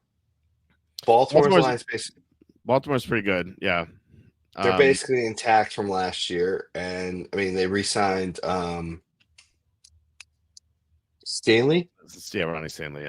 Yeah, Ronnie Stanley, who's the left tackle. That everyone was like, "Oh, the Patriots don't get Will Campbell get him." Obviously, that didn't happen. Nuggets, you didn't draft your tight end. I didn't. No. I was going back in the comments. People were guessing Hooper. So Bob Smith. It was Elijah Arroyo, right? Yes. I see. It was Elijah. I know. Yeah. That whole receiving court. Yeah. So we read that one. Okay. So we're up on all the comments. When will the NFL picks be released? On Tuesday. I actually have that on the page. If you look at it says NFL picks will be released on all day Tuesday. So, okay. So, I mean, Butters is gone. Butters in the chat. If you're still in the chat, he's alive, but he's not gone. If you want to review your team, if you want to talk about how you think your team panned out, his team sucked. I think his daughter picked them. His daughter picked them. I think his team's actually while he was doing his hair while he was transitioning. Yeah. In fairness, Butters' team came out okay. I mean, after the Ray Davis pick, I think he was just going for backups, and from there, I mean, he got the number one tight end in Dallas, and he screwed me with Kittle. Yeah. But if MVS, I think is a good pick there.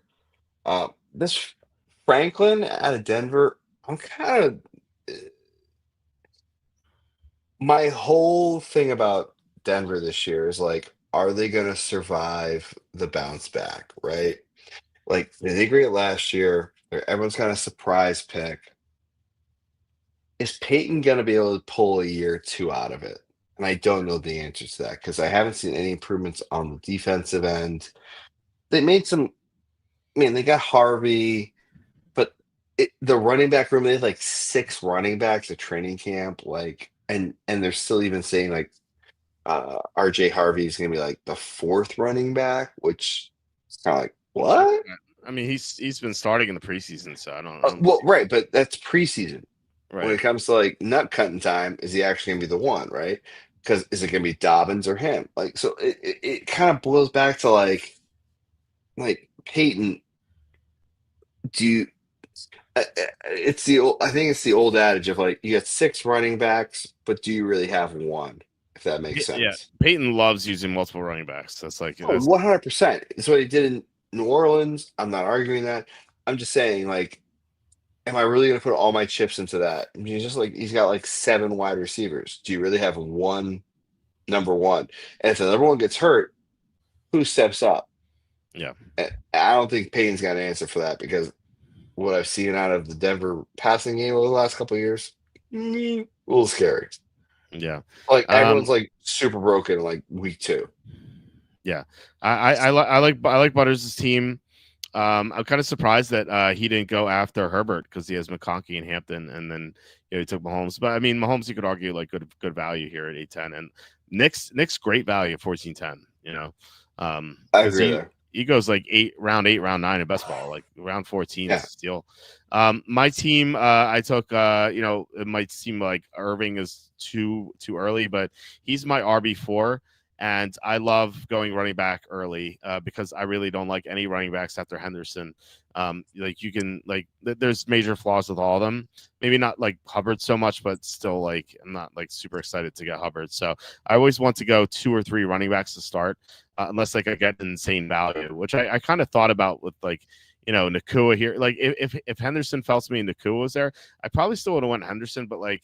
Nacua at like 306 would have been such a steal. I don't know. It would have been hard to turn down. But anyway, so I like my receivers a lot. With Brown, Pearsall, Odunze, Jennings, Tesla, running backs after Williams or Swift, Allen, Shipley, Roshan. And then I took Jalen Hurts to pair with Brown. So I usually hate how my teams pan out in these mock drafts because like you guys snipe them all from me. But I think this is this probably I think one of my favorite teams that I've drafted in these mock drafts so far. Let's see. What do you have to say to this? So much BS being spewed by Nuggets. What do you think? What do you think about that? What BS am I spewing? Just I like curiosity. Yeah, I haven't seen any BS from Nuggets. I agree. No, I mean I'm pretty straightforward. I tell people how I call it, and yeah, I screwed up in a couple of things. What else? All right. What? I mean, but then again, he has the. I mean, if you're gonna really do garbage pail adult, like I can remember garbage pail kids. Like Yeah, I remember, if you're gonna do that, at least make your logo a garbage pail kid. Don't have it be whatever this. Hold on. Cleveland Guardians bullshit logo is. Put up like the kid that's like sitting in the garbage pail. It's like mushroom dude, and he's got it. He's like so trunked out of his mind. I hate these people from Cleveland. I like Cleveland. I just hate people from Cleveland. That's a whole story. Did you ever see those Cleveland tourism videos? What tourism video? There is no such thing. They're other than like go to the Rock and Roll Hall of Fame. End of clip. That is it. Dude, you are in for a treat, man. If you look on YouTube and you search Cleveland tourism video, I'd rather go to Cincinnati. No. Because at least Cincinnati has strip clubs. It's so funny. It goes like, "Welcome to Cleveland Town, everyone. Look at both of our buildings." And like they go That's through it. the whole. I mean, you wonder why Draft Day was able to make a movie there, like because Cleveland is just a horrible, horrible town. Yeah. They go like, "Stay away from East Cleveland, or you'll die." Like it's just... basically. But then again, you could say the same thing about Washington D.C. and like the Petworth district. As somebody who lived in said Petworth district for 6 weeks, and got stabbed twice. But that's a whole other story. We'll get into that. Well, I mean, yeah, Philly has Kensington and North Philly. Yep. We have all our. In fairness, if I go to Delilah's in Philly, I know I won't get stabbed. I might get robbed, but I won't get stabbed. That's true. I went there for my bachelor party, actually. Yeah. I remember Delilah's was such a good time. And what's the other one there in Philly? I would know if you said. I would know it if you said. I don't know if it's Treasures. It's not Treasures. I would know if you said it. I haven't like. Not Mystique. I haven't gone to strip. No, Delilah's is great because it has the pole. Yeah. Where the girls have to go up to 10 feet and like have the glass claps. And, oh yeah. Yeah, we like. Oh, this is Desire? I don't remember. Anyway, I could be on this for months. I'll forget. All right. Do you want to talk about your team here? There's one thing that sticks out to me about your team that's a negative. The fact that I misclicked a bunch of shit. Well, you only have 4 receivers. That's like the only thing. I mean, you have Jack Smith and Jigba Pickens, Coker, and Noel. Like, you only have 4 receivers, but I should have more receivers. I honestly was going for more of a 3 receivers and a tight end approach and a flex approach, where I think the tight ends are going to be more of the orchestration engine in a lot of these offenses, like Njoku. Like I think Njoku's going to be having a career year this year. I bet him in like everything for like over his touchdown props, over his receiving yards props, on the basis of like Flacco loves his tight ends. And the Browns schedule early on is not terrible, right? Same thing with Strange, right? With the Jaguars. I just think a lot of these offenses are going to rely on these tight ends like Laporta. Like he's probably not. Maybe he's not a 4th round pick, but for me, he was, because I think he's tight end 1 there, and he's just. There's just so much possibility there. Granted, their schedule's not great. I'll be the first one to admit that. No. But like, could it be, Water coming to level? Sure. But if you give me 800 yards and 6 touchdowns, I'm a happy camper. So that's why I went more tight end heavy. Could I have done something different? Sure. 100%. I mean, I went with Darnold to get with some JSN exposure.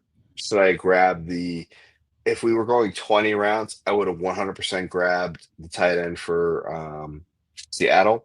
Mm-hmm. But I mean, Coker and Noel, the Packers defense, I think just got better overnight. As long as McCaffrey doesn't get hurt, I got a decent shot.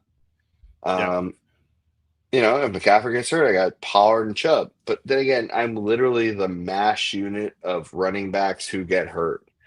So I think this is a high variance. If you have the tolerance for high volatility, this is the lineup for you. Yeah. If you're one of those guys that like, I only play 1 lineup a year, and we do 1 draft a year, my lineup is not for you. Yeah, that's true. Kenny asking, would you rather have Jalen Hurts or Jaden Daniels this year? I have Daniels a little bit higher than Hurts, but it's so close. What do you think? Me personally, I'm Hurts only because Daniels hasn't had everybody all preseason. Granted, they got McLaurin done. And by the way, the Commanders are the oldest team in the league this year. They're weird, like, right? It's super weird. But then again, I think it's kind of offset by like the Ertzes and everybody else. Yeah, Von Miller, yeah. Yeah, exactly. So I think they're all in it for a ring. I mean, Ertz already kind of had Ertz. Yeah, he's got 1. Yeah, for 2017. Yeah. I had to think about that for a second. I was like, wait a minute. Then after that, he got traded because the team bottomed out. Honestly, like, I think Jaden Daniels next year is your guy. I think Hurts this year, because I think they're going for a repeat, would be the way to go. That's just me. Daniels, I think if McLaurin didn't have the holdout, it's Jaden Daniels all day. But we don't know what Debo is. Debo looks like he got like 40 pounds heavier overnight. Yeah. And that first preseason game looked like crap. Then you had McLaurin. Then you had JCM. You got Eckler. Not Eckler, sorry. You got sorry, Yeah, no, Eckler. you have Eckler. Yeah, Eckler, yeah. And you have Chris Rodriguez. Like, I don't know how much you're gonna need Jaden Daniels to win you a game, if that makes sense. Like, it's almost like hand the ball off and go. Jalen Hurts, he can run with the ball.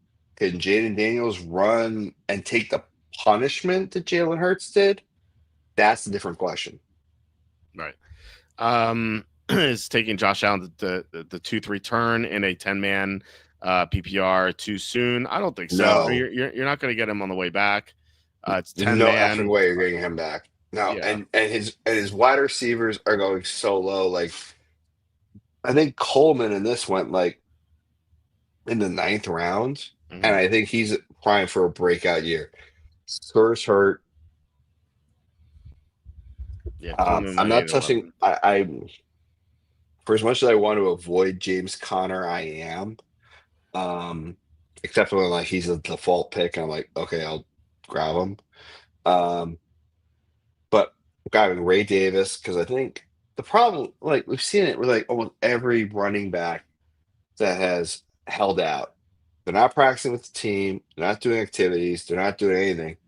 They blow a hammy or an Achilles within the first 4 weeks, and you're gonna be like, "Oh my god, I wish I drafted their backup." Like that's where we're at with James Cook. So, I think loading up on the Buffalo passing offense makes a ton of sense. So, grabbing Allen that early is smart, and then grabbing Keenan Coleman, and if you can grab Shakur, even though he's hurt, I grab him. But I also grab one of the tight ends like a Dawson Knox or Kincaid. Yeah. Drop one. Io Manor, Trey Harris, Tesla. Definitely not Tesla. I would say Io Manor because the Tennessee's passing offense is not great. Like Trey Harris Yeah. doesn't look good either, but at least he's in with Justin Herbert. So If you just flip a coin, that'd be great because that's what it is. Because Tesla, if you drop him, you're basically burning money. yes. I mean, with the Tim Patrick trade alone, I mean, he's already starting wide receiver 3. Like, yeah. Kenny throwing some shade at you. No, because you said if you don't like and volatility, he always throws shade at me. But I was gonna say if someone hates winning, then your team is perfect for that. I mean, he's not wrong there. But I will tell you, Kenny, for as much as I love and respect you, yeah, I mean, my team's not for everybody. But then again, it's gonna sound so super douchey, and I apologize in advance. Like,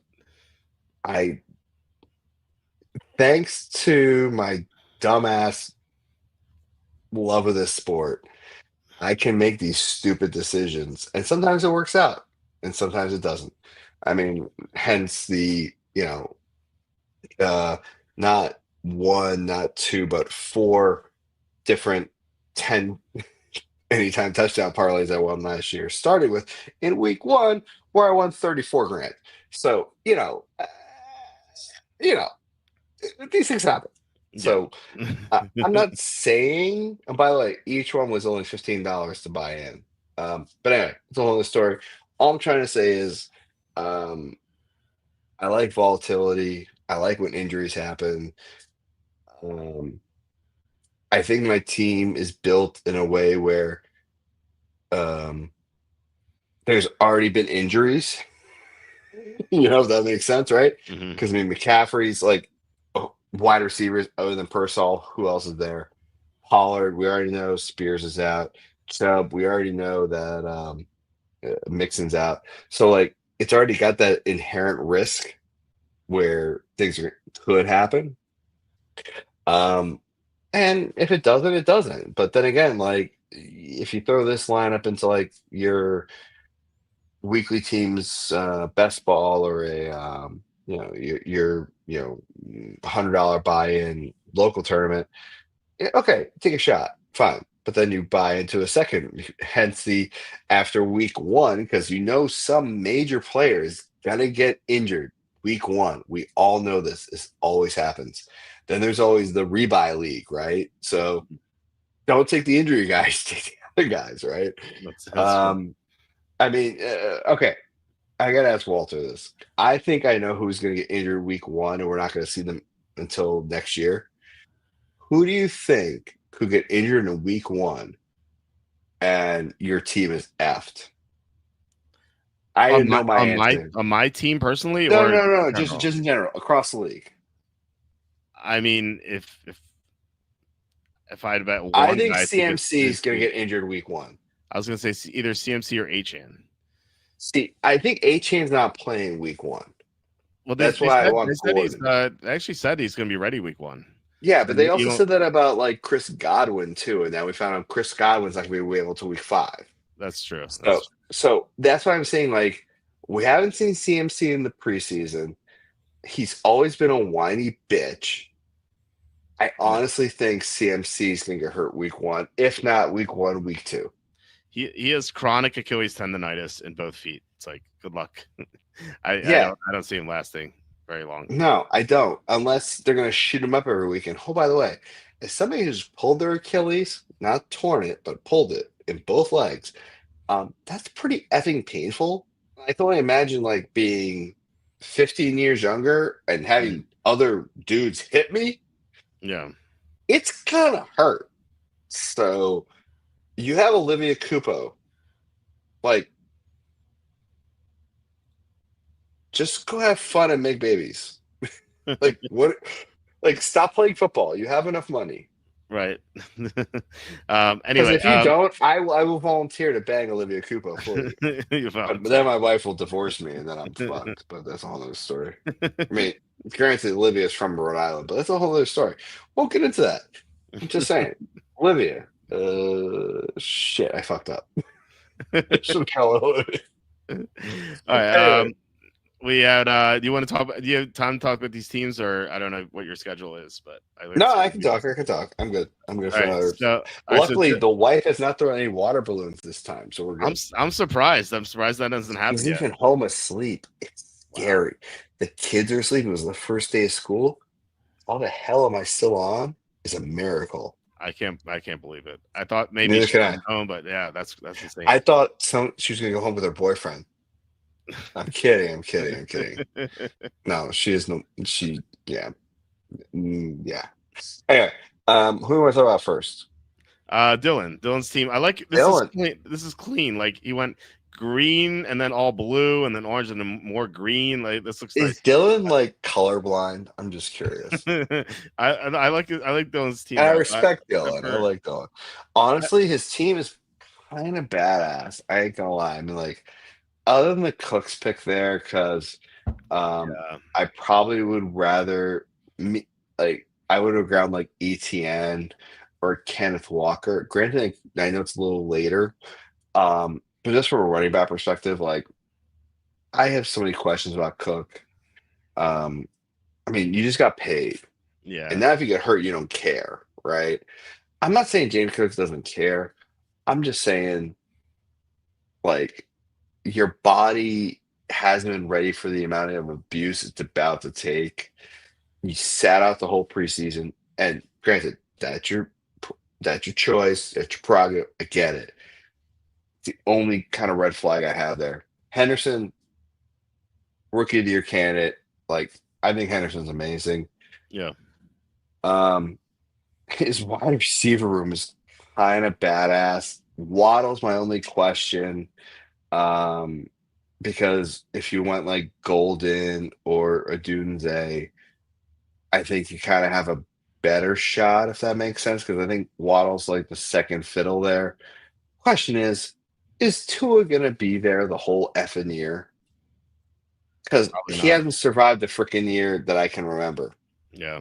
Rashid Shaheed, outside of because Olave is going to get a concussion. We all know this. Mm-hmm. I think that makes sense because he'll be number one. Because I bet you he wanted to get Coleman, but he couldn't get Coleman, so he went with Shaheed. Kincaid, I get. Tuin as a backup. Did Tanks Bigsby die, or am I crazy? He went earlier. Where did he Okay. go? He went actually. He went at 9:04, and Tuna went. Okay, so I'm not crazy. Yeah. Okay, so there's that. That's kind of question mark. I get the Marks pick because I already had Chubb.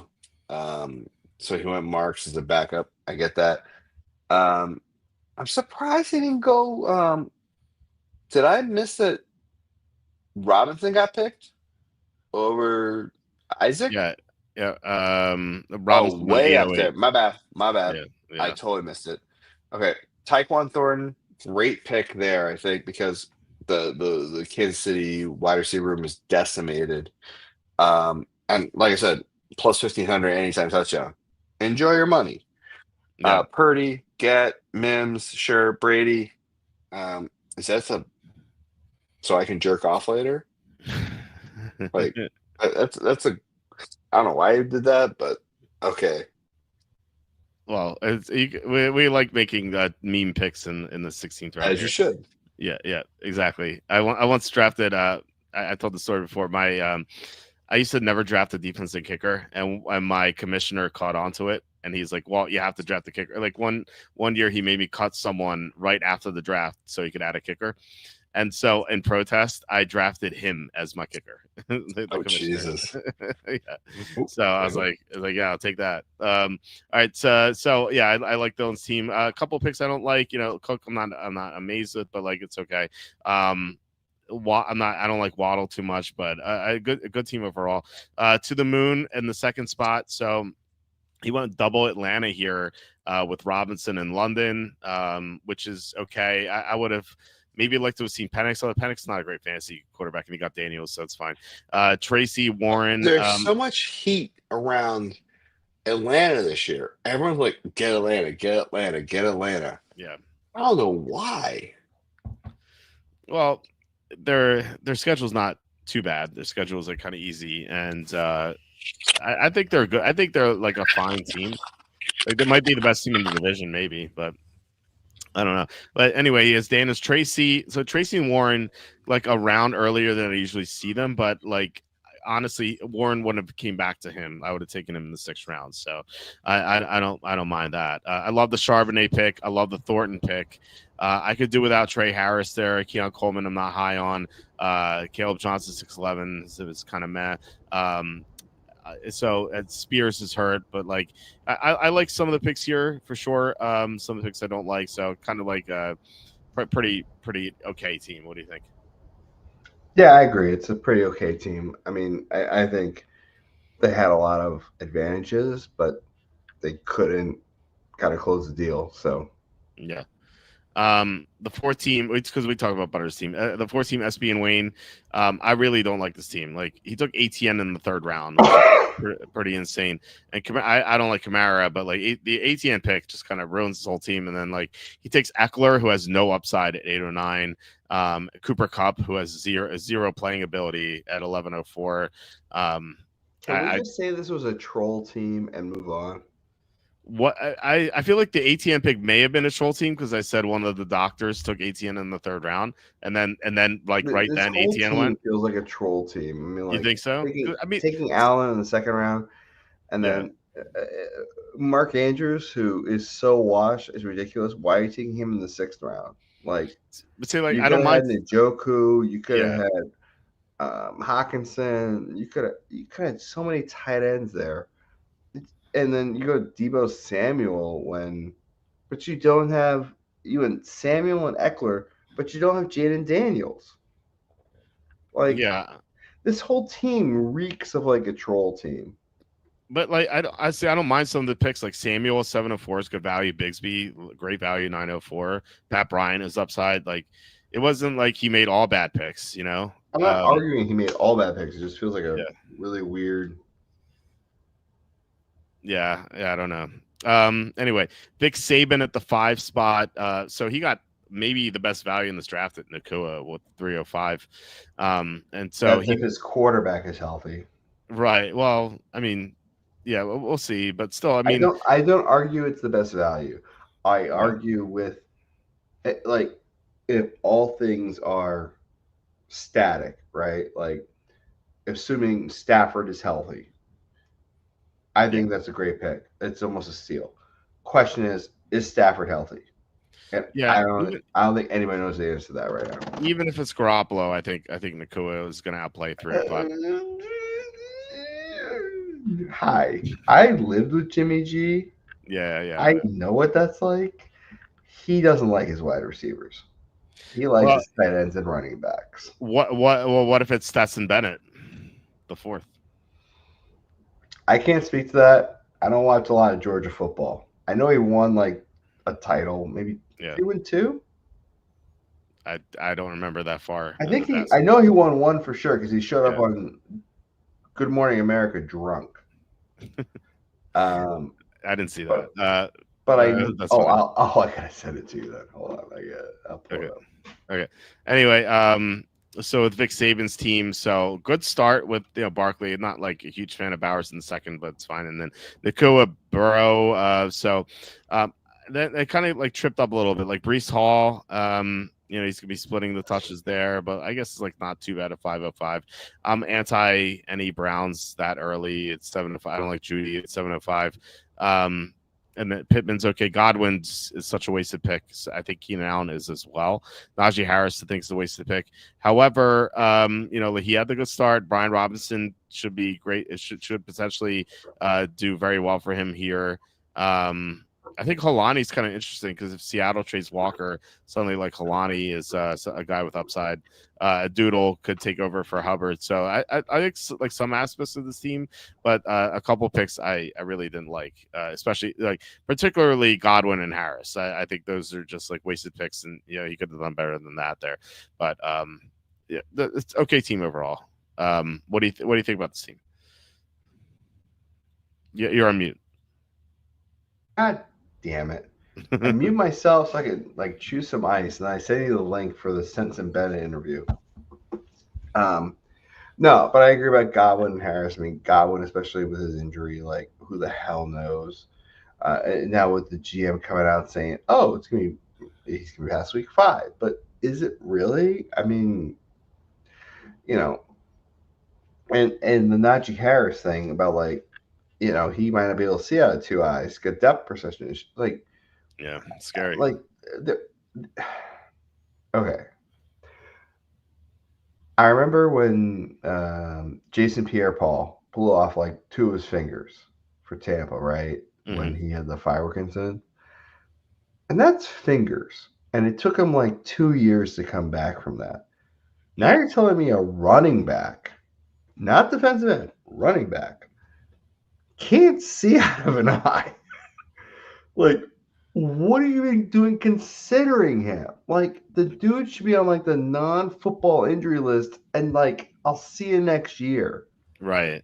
The fact that he's even being considered in any round of football to be drafted is insane to me.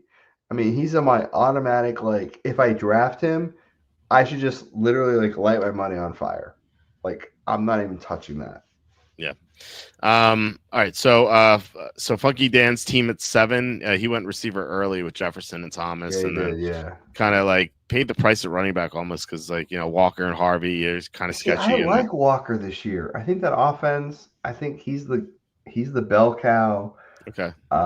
He might lead the league in yards this year. I'm just saying. He might be better than Saquon. I think Charbonnet's better than Walker. Honestly, yeah, I think he's better. Okay. $100. I think Walker has more yards than Charbonnet. Even money. That's not a fair bet because Walker's not. You just said Charbonnet was better. No, I think he's a better player, not a fantasy player. Okay, let's go combine yards then. Receiving and rushing. No, Walker's the starter. I'm at such a disadvantage here. Oh, okay, fine. I was trying to say like you said Charbonnet was better. I'll do this bet. Yards per start. Oh no, come on. What do you mean no? That's fair. Okay, over the season or one game? No, I mean over like if say Walker starts 10 games and Charbonnet starts 7 games, yards per start. All right. I'm in for 100. Okay. Book All right. it. Deal. Done. Okay. And before And then I'm just gonna send you the money after week 2 when Walker gets hurt. well, no, it's so look, it's still yards per start because like if Walker No, but Walker will have like 2 yards per start, pull a hammy, and be done. And then you'll have Charbonnet the whole year. That's true. That's whatever. I you know what? As I told everybody, I'd say it all the time. It's only dirty paper. We can always print more. That's true. That's so while I'm saying it's $100, like between Walter and me, you know, there are worse things I've put money on. I mean, hell, I was betting on July earlier today. Well, it's not. I mean, it's not backed. This money's not backed by anything anymore, so it's pretty meaningless. Yeah, exactly. So I mean, literally, dirty paper. I'm just wiping my ass with like my.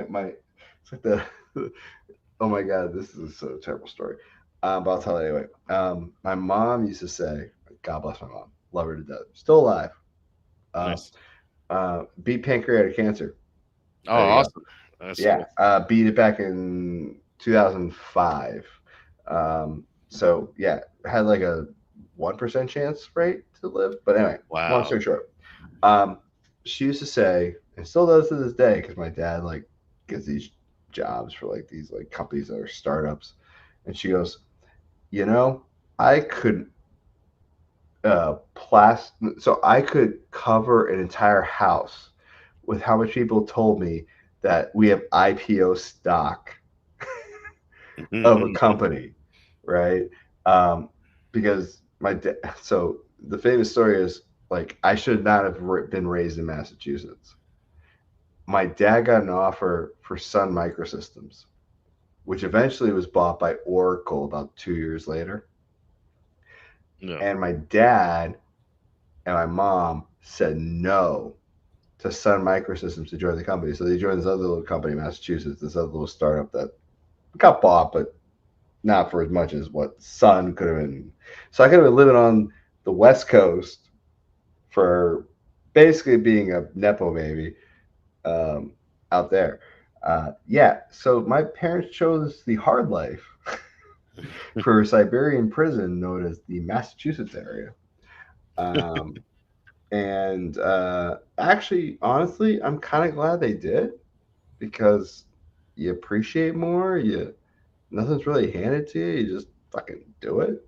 Yeah. But my whole point is that like, go back to the wallpapering piece of it. Like, many times I've been told like, oh, this guy's gonna be awesome. This guy's gonna be awesome. This is gonna be awesome. Like, I don't see it, right? Like, you look at this draft and you're like, huh?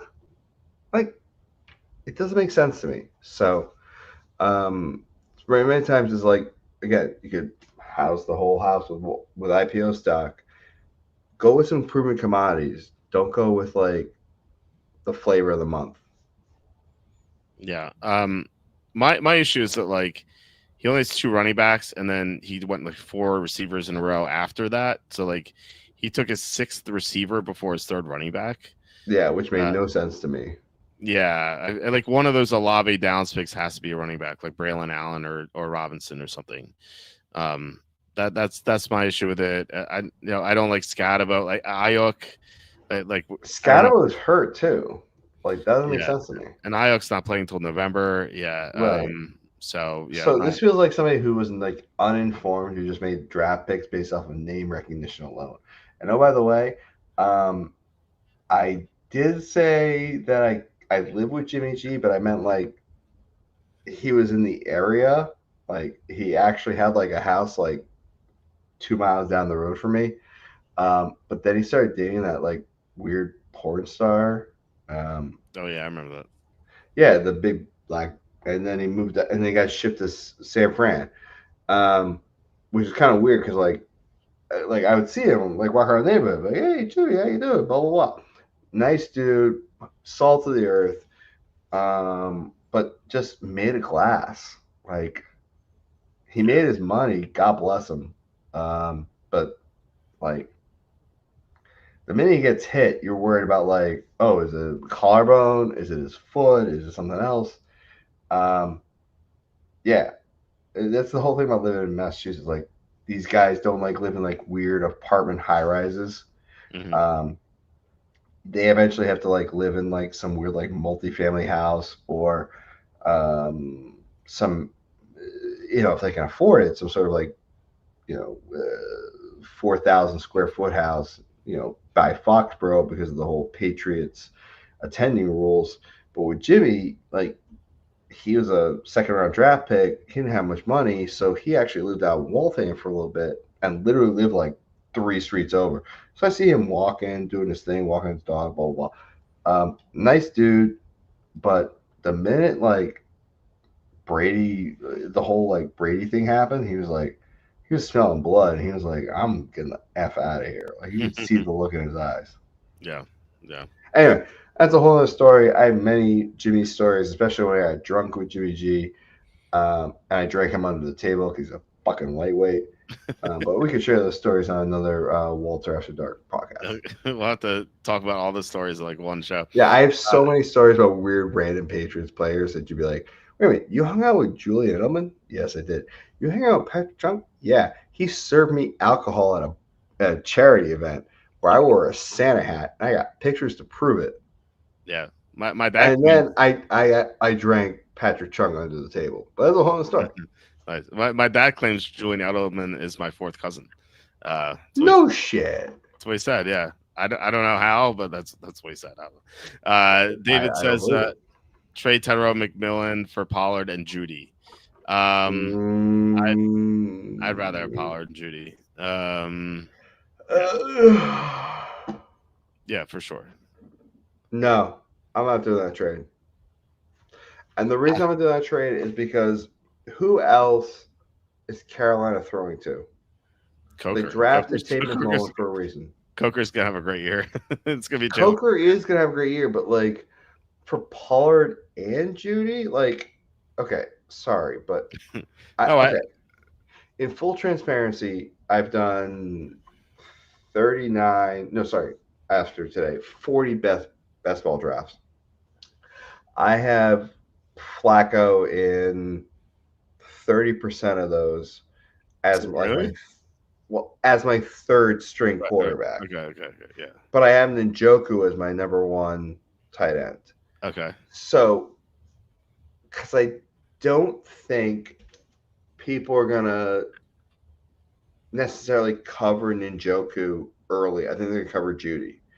So where I go with that is Pollard I get, but after 4 weeks, Spears is back. Unless McMullen blows a knee out, I think you get better long-term value to have McMullen. Because if Flacco fails, which is a possibility, I mean, he's 40. Yeah. And he relies on the tight end a lot. Is Judy really going to be that guy? I always look at Njoku as number one wide receiver over Judy. Pollard, I get, but you're only getting 4 weeks of that. So this is where I kind of go like, I almost want the Tate upside because of how much pressure there is versus Pollard and Judy, where I don't know where Judy is in the pecking poll because I know Njoku's going to get fed. Yeah. If that makes sense. I'm not a Judy fan, but like I'd almost want Pollard over McMillan. I don't like McMillan at all. I would actually, if you told me it was Pollard for Tet, I would go Pollard. I would just do that. But the Pollard and Judy pieces was making me go like, why? Judy's negative. It feels like negative EV, and I'm just like, why am I doing that? That's funny. I mean, if you don't like Judy, just trade Judy after that. Like get Pollard and Judy, and then just trade Judy if you don't like him that much. Anyway, let's move on. Troy McClure, I think for the first time he didn't snipe me in one of these drafts. Good start. I think he was drunk. Neighbors, Genty, McBride, good start. Hill, I'm not a huge fan of Hill, 405. Pacheco's fine. Okay, Adams, Hill. 605 is really good value. Not to cut you off, but I Yeah. need to cut you off here about Hill. Hill almost needs to play for the money now. Did you see his crazy ass divorce settlement? No. It is insane. Like, he owes this broad that he basically married for like 17 months Mhm. so much effing money that he has to ball out. That's Like, crazy. hold on. Let me pull it up. Hold on. All right. While you look that up, I'll talk about the rest of the team. Adams, 605, really good value. I like that Addison is his fourth receiver because he won't need him. And then Jones is like 805 is pretty good. Jones like earlier than that's a concern because it's gonna be in a committee, but that's fine. Not crazy about Diggs here. Warren's okay. Not crazy about that either. I like the two quarterbacks at the end. It's pretty good. Giddens, good sleeper there. I think Ford's kind of a wasted pick. I do like Loveland. I was gonna if Engram wasn't there, I was gonna take Loveland with that pick. So I mostly like this team. But there are a couple things I don't like. So Okay, are you ready for this? Yeah. All right, so Tyreek Hill's divorce of a 15-month, not year, month marriage. Okay. $500,000 lump sum up front. $100,000 car fund. Monthly spending up to $50,000. What are you spending 50 grand a month Oh, on? by the way, she gets the $5.5 million mansion in Miami. What the heck? Exactly.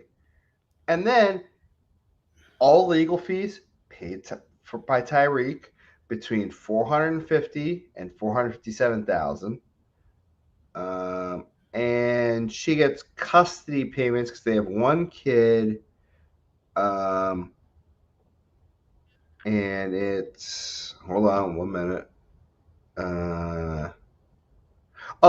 Hill is picking up the mortgage, insurance, utilities, and internet for the $5.5 million waterfront apartment, condo, whatever. So he doesn't even get the house, and he has to pay all the utilities. Yep. So my whole point is this: he needs to ball out. Did he have like the worst lawyer of all time? Like, how did he get this deal that is so bad? I don't know, but like it definitely is like worst lawyer. This is like the Troy McClure lawyer on The Simpsons. Who were like, bourbon, the brownest of all the liquors. Tyreek's got like, I don't know how many kids now. What's it? Yes, I googled it. It said at least 7 that we know of. There might be more. Yeah, but that's the whole point. Is like you were banging some other broad when she was knocked up. Like, how do you expect that?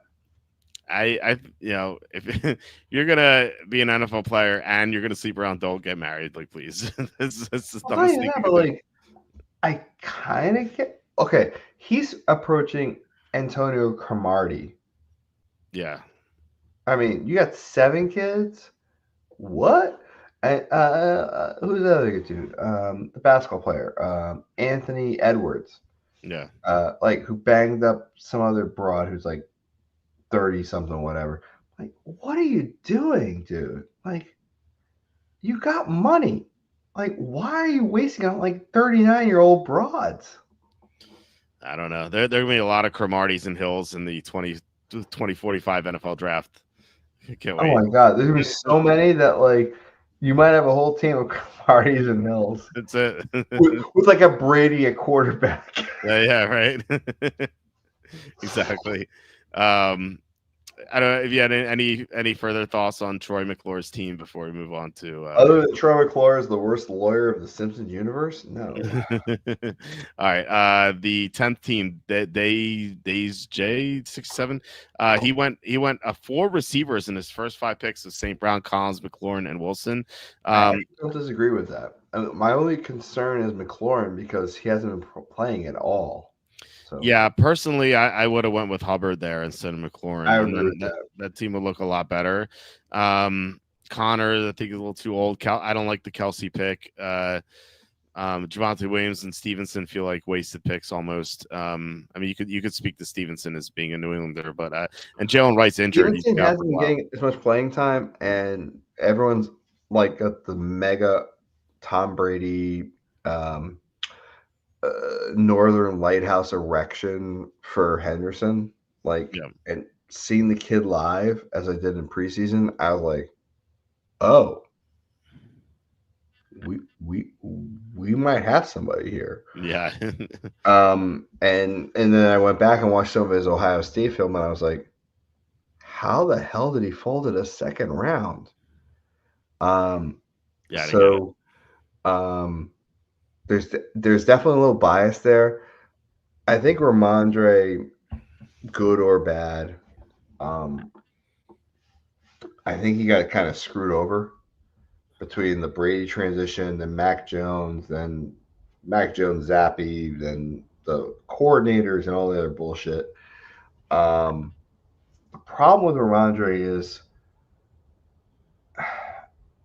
I think he's too beat up. And I don't know if he's going to survive another season when you have Henderson there. And the other big factor with New England is the offensive line. Like, do we actually have one?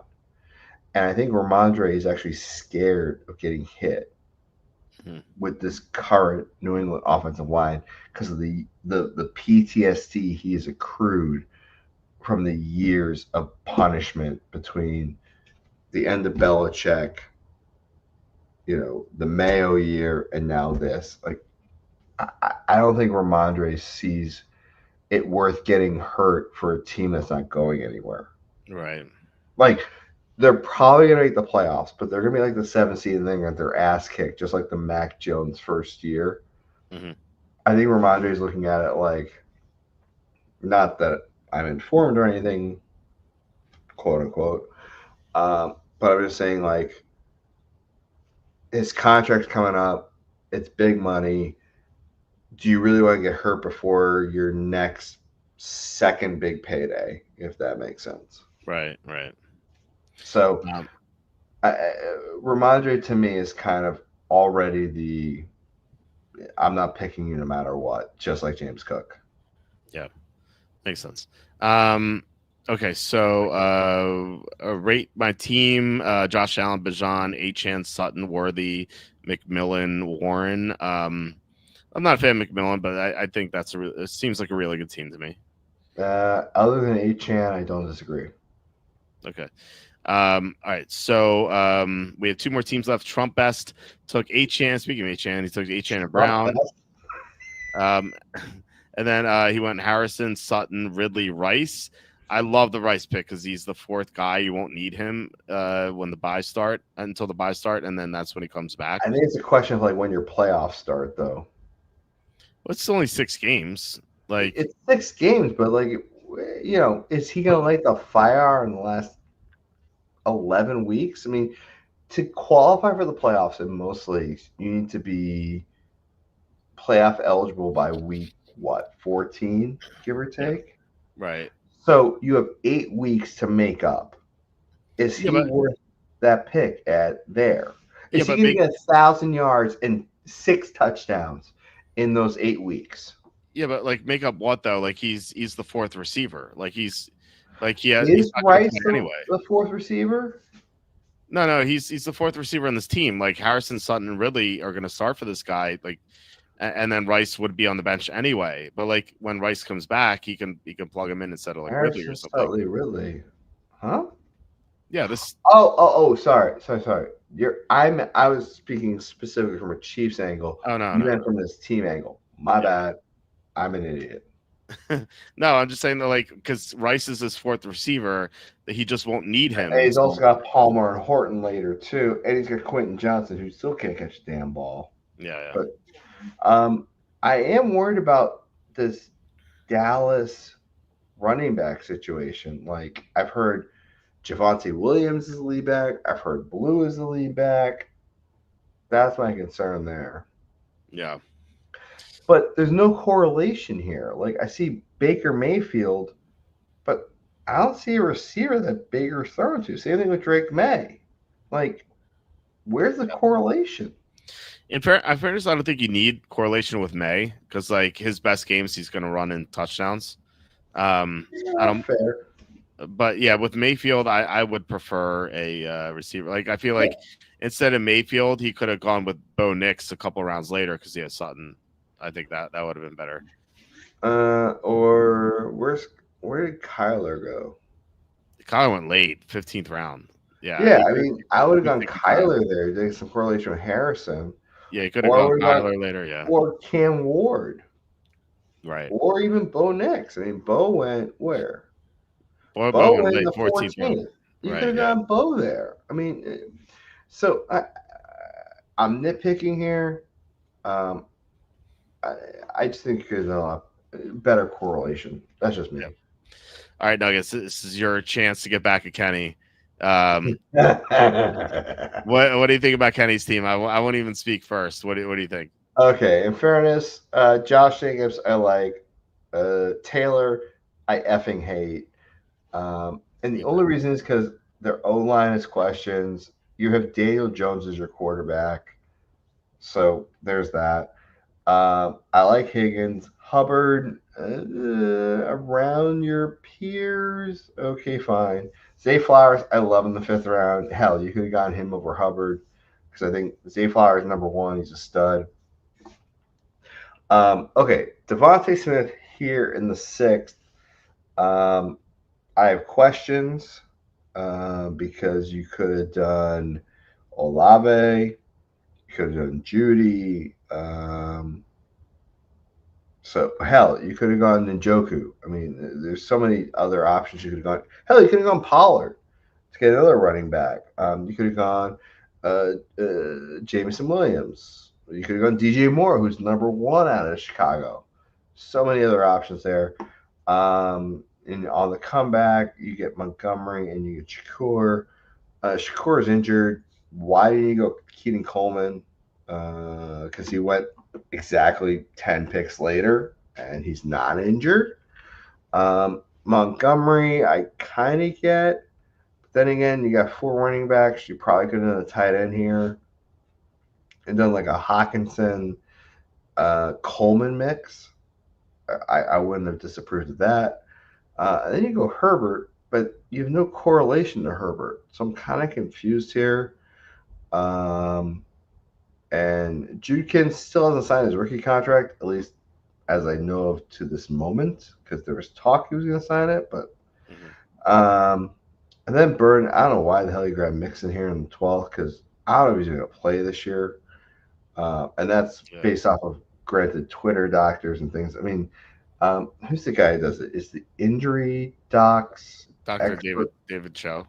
Yeah. It's him and somebody else. Yeah.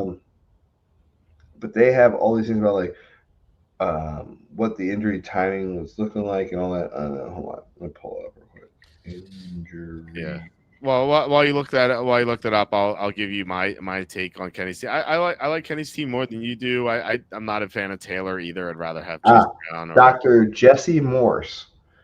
I don't like Jesse Morse very much. You don't have to like him. I'm just telling you what. At least he gives me at least a blueprint of like who to avoid. Right. And when he says like Joe Mixon's having X, Y, and Z, he's automatically off my board, right? And for right or wrong, whether you like him or not, I'd rather have some sort of medical professional saying that, and then I have other medical professionals saying kind of the same thing. I'm kind of like, all right, well, it's like me who has the torn rotator cuff in my left arm, and who has a compressed nerve in my left foot. What do you want to fix first, your compressed nerve or your rotator cuff?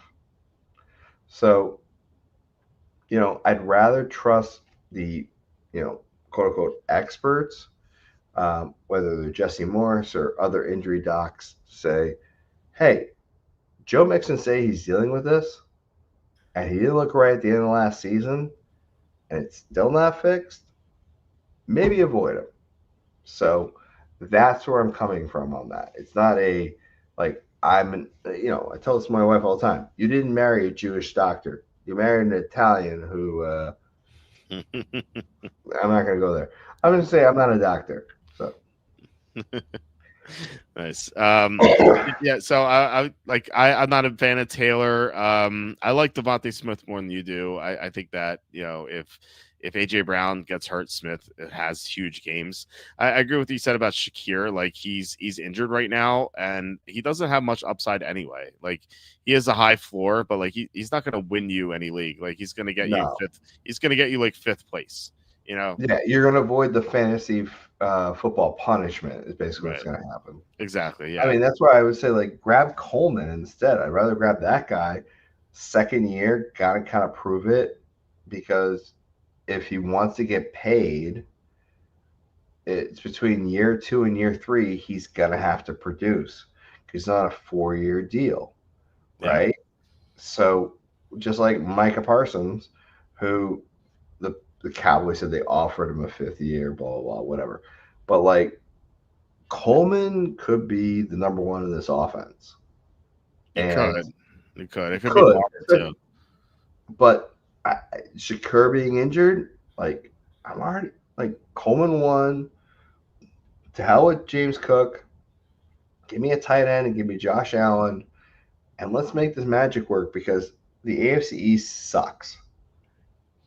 Yeah, it does. But I'm not crazy about Burden. He's not even starting right now. I agree with Mixon. Like he's a falling knife at this point. Don't think about that as a stock. Like yeah, 12th round seems great value, but like, is he gonna play? Like then it may not matter. Jaden Reed at 15-12 seems like a steal, but he's hurt too. So I like Kenny's team more than you do, but some picks I don't like. But you're always gonna have that.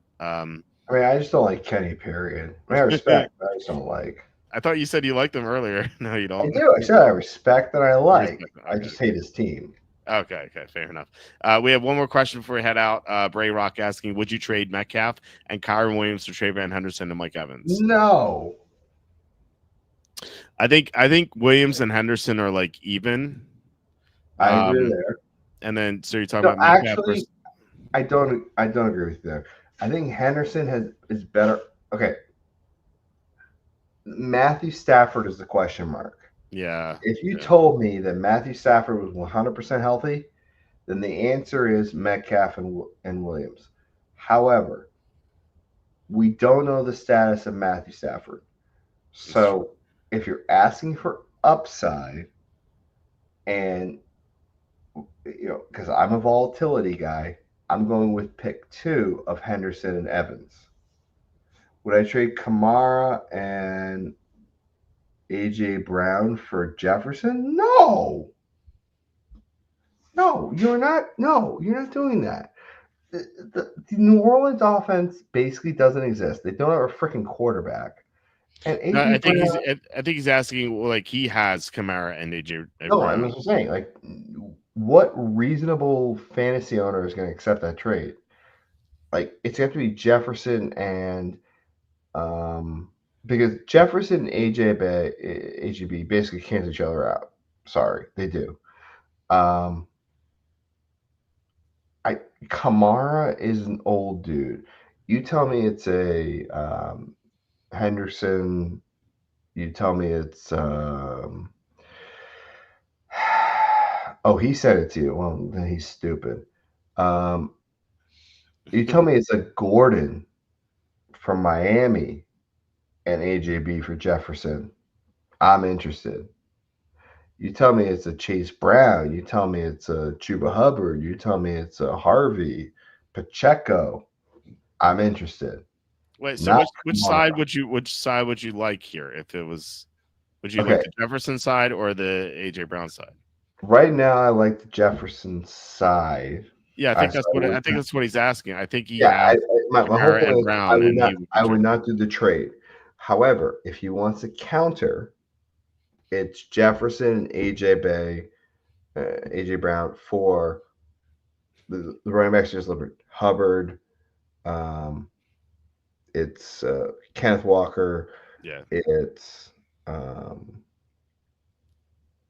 Chubb, Pollard. Like it's something like that. It's not a Kamara because Kamara is basically going to play 3 games this year and say, F it, this team sucks, and bail. Like he does in other years. I think he has Kamara and Brown, and he can get Jefferson. No. But the line below it says he sent it to me. Yeah, he sent the trade, like the trade offer. No, he sent the trade to the other guy. Okay, well, we're not clear on that. Like, I think I agree with you. Hold on. I would rather. Is Chandler? Are you saying that this guy sent you an offer because you have Jefferson for these other 2 players? That's what I need to know. Or is it the other way around?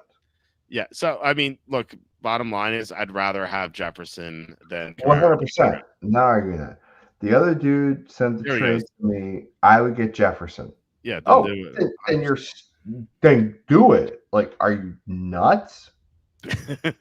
Well, yes. I mean, look, I think I thought it was you offering it to this other guy to get Jefferson. No.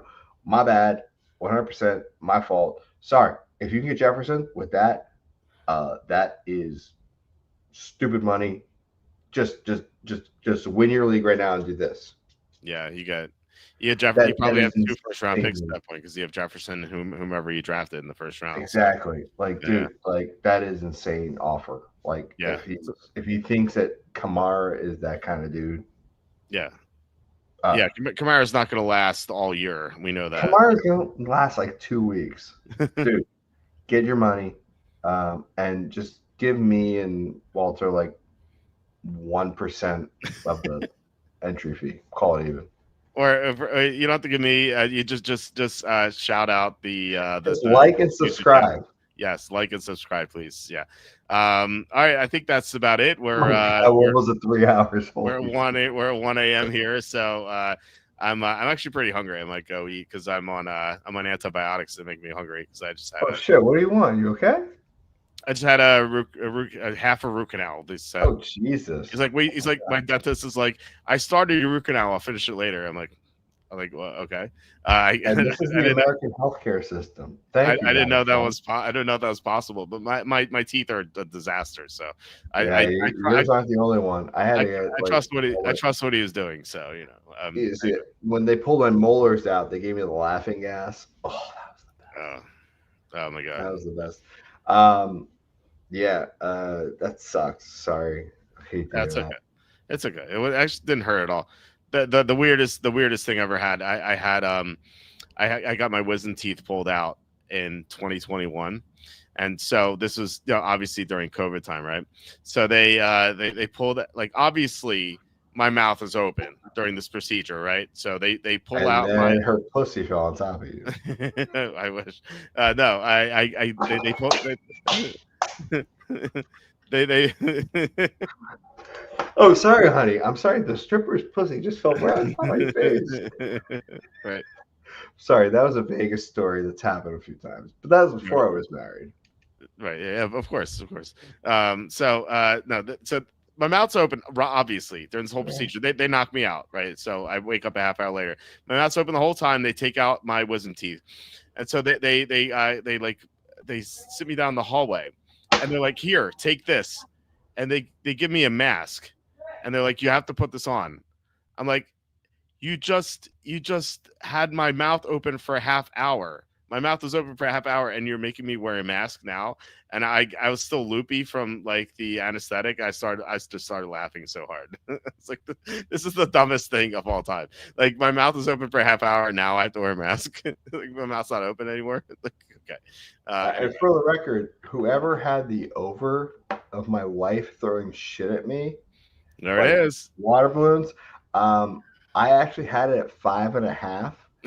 She hasn't said shit the entire show until now. Well, there we go. So if you bet the under, you're a winner. You're a winner. Yeah. But we better go before she like actually throws shit at me. So all right. So yeah, thank you, Nuggets, for joining us. Thank you, Butters, wherever you went. Thanks for being on as well. Wolf Lodge. That's where he went, and he's stuck in his ever loving misery. I do have one thing to promote. My buddy D-Rock started up a site, D-Rock DFS and Bets. Small little community, doing some good stuff. He knows baseball like out the wazoo. I know we're coming out of baseball, but we're about to go to the NFL, and everyone thinks they know of NFL. But I'm joining up with them. What is it? What's the website I put it on? D-Rock Bets and DFS. .com? I don't know if it's .com, but anyway, or maybe it's, I'll send you the Discord link. Anyway, long story short is, dude's been killing. Yeah, there it is. There you go. He's got it tied into his thing. But no, good dude. Known him for a while. Army veteran. Knows his baseball like out the wazoo. I mean, but between myself and hockey and football, the way I print, it's been good. And if you want to join the Discord, great. And if not, I'm just gonna give Walter all my 11 team anytime touchdown parlays, and he can just cash off of it. I look forward to I have raking so in many the profits. freaking like free bets from DraftKings right now. It's ridiculous. I won like the contest about like baseball, so I have like, I'm not kidding, I have like $600 worth of free bets where I might just like every $100 I might just do on the 11 like parlays. Maybe I'll do Dude, like I kept track of all the free bets I made through DraftKings and FanDuel, like deposit bonuses, bonus bets. And I know this because I kept track of all the exactas. I bet all the exactas I can. Yeah. Since April, I have made $3,300 in bets that I did not pay for on DraftKings and FanDuel and BetMGM, and a little on ESPN Bet, a little bit. I'm not touching ESPN Bet. Like it's not a good sports book. I wouldn't. Well, I wouldn't recommend it. But so the way I look at sports books, and I think I said this on our last podcast, if they're not giving me a good secondary value, like what the hell am I doing on it? Like DraftKings, fine, whatever. It's here. It's got its stuff, right? You get status and you get invited to like the World Baseball Fantasy Championship shit, whatever. Right. Or you get tickets to like a concert, whatever, fine. But for me, like, granted the odds aren't as great, but I look at like Caesars, where me personally, like I play in the World Series of Poker. I like to go to Caesars resorts. And if I can get like free rooms, comped food, etc., like I'm looking at something like a Caesars or an MGM before I'm going to look at like a FanDuel, because they don't have any association with the bigger chains. So, hell, I got offered to, you're gonna love this. I have so many flight offers to fly from Boston to Atlantic City to go stay at Harrah's or Caesars in Atlantic City. Yeah. And then they're like, oh, no, then we'll drive you in a car to Philly and you can fly back. I'm like, why am I doing that? Why don't I just fly out of Atlantic City? Like, right. It's just so stupid of like, why am I going to spend an hour and a half in a car? Like, what are we doing here? Yeah. Anyway, so like, for as much as I love Caesars, like I just like, are we really doing this the right way? Anyway, I digress. And the only thing I like ESPN Bet for is first round bets in golf. They have the best odds. Oh, that's fair. That's fair. Oh, fuck. All right. Are we including text messages and how many times my wife hits me? I mean, we're at 5. We're at 5. I said 5.5. We're at 5. If she hits me up one more time, the over hits and I owe people money. So my wife better not text me, or else I owe people money. All right. Well, we'll say goodbye. Thank you so much, guys, for watching and commenting and mock drafting with us all August. It was a blast. It's a pleasure, guys. Thank you so much. Walter, thanks for putting up with me. This has been awesome, guys. Yeah, thank you, Nuggets and Butters. And please hit like, subscribe, comment below, share this video. Visit walterfootball.com for tons of content. We'll be back on Saturday with Tom. Going to get into some week 1 betting stuff. So looking forward to that. But otherwise, hope you have you guys have a great holiday weekend. 1 week left. One week left. It's almost here. Almost here. Hope you guys have a great holiday weekend, and I'll talk to you on Saturday.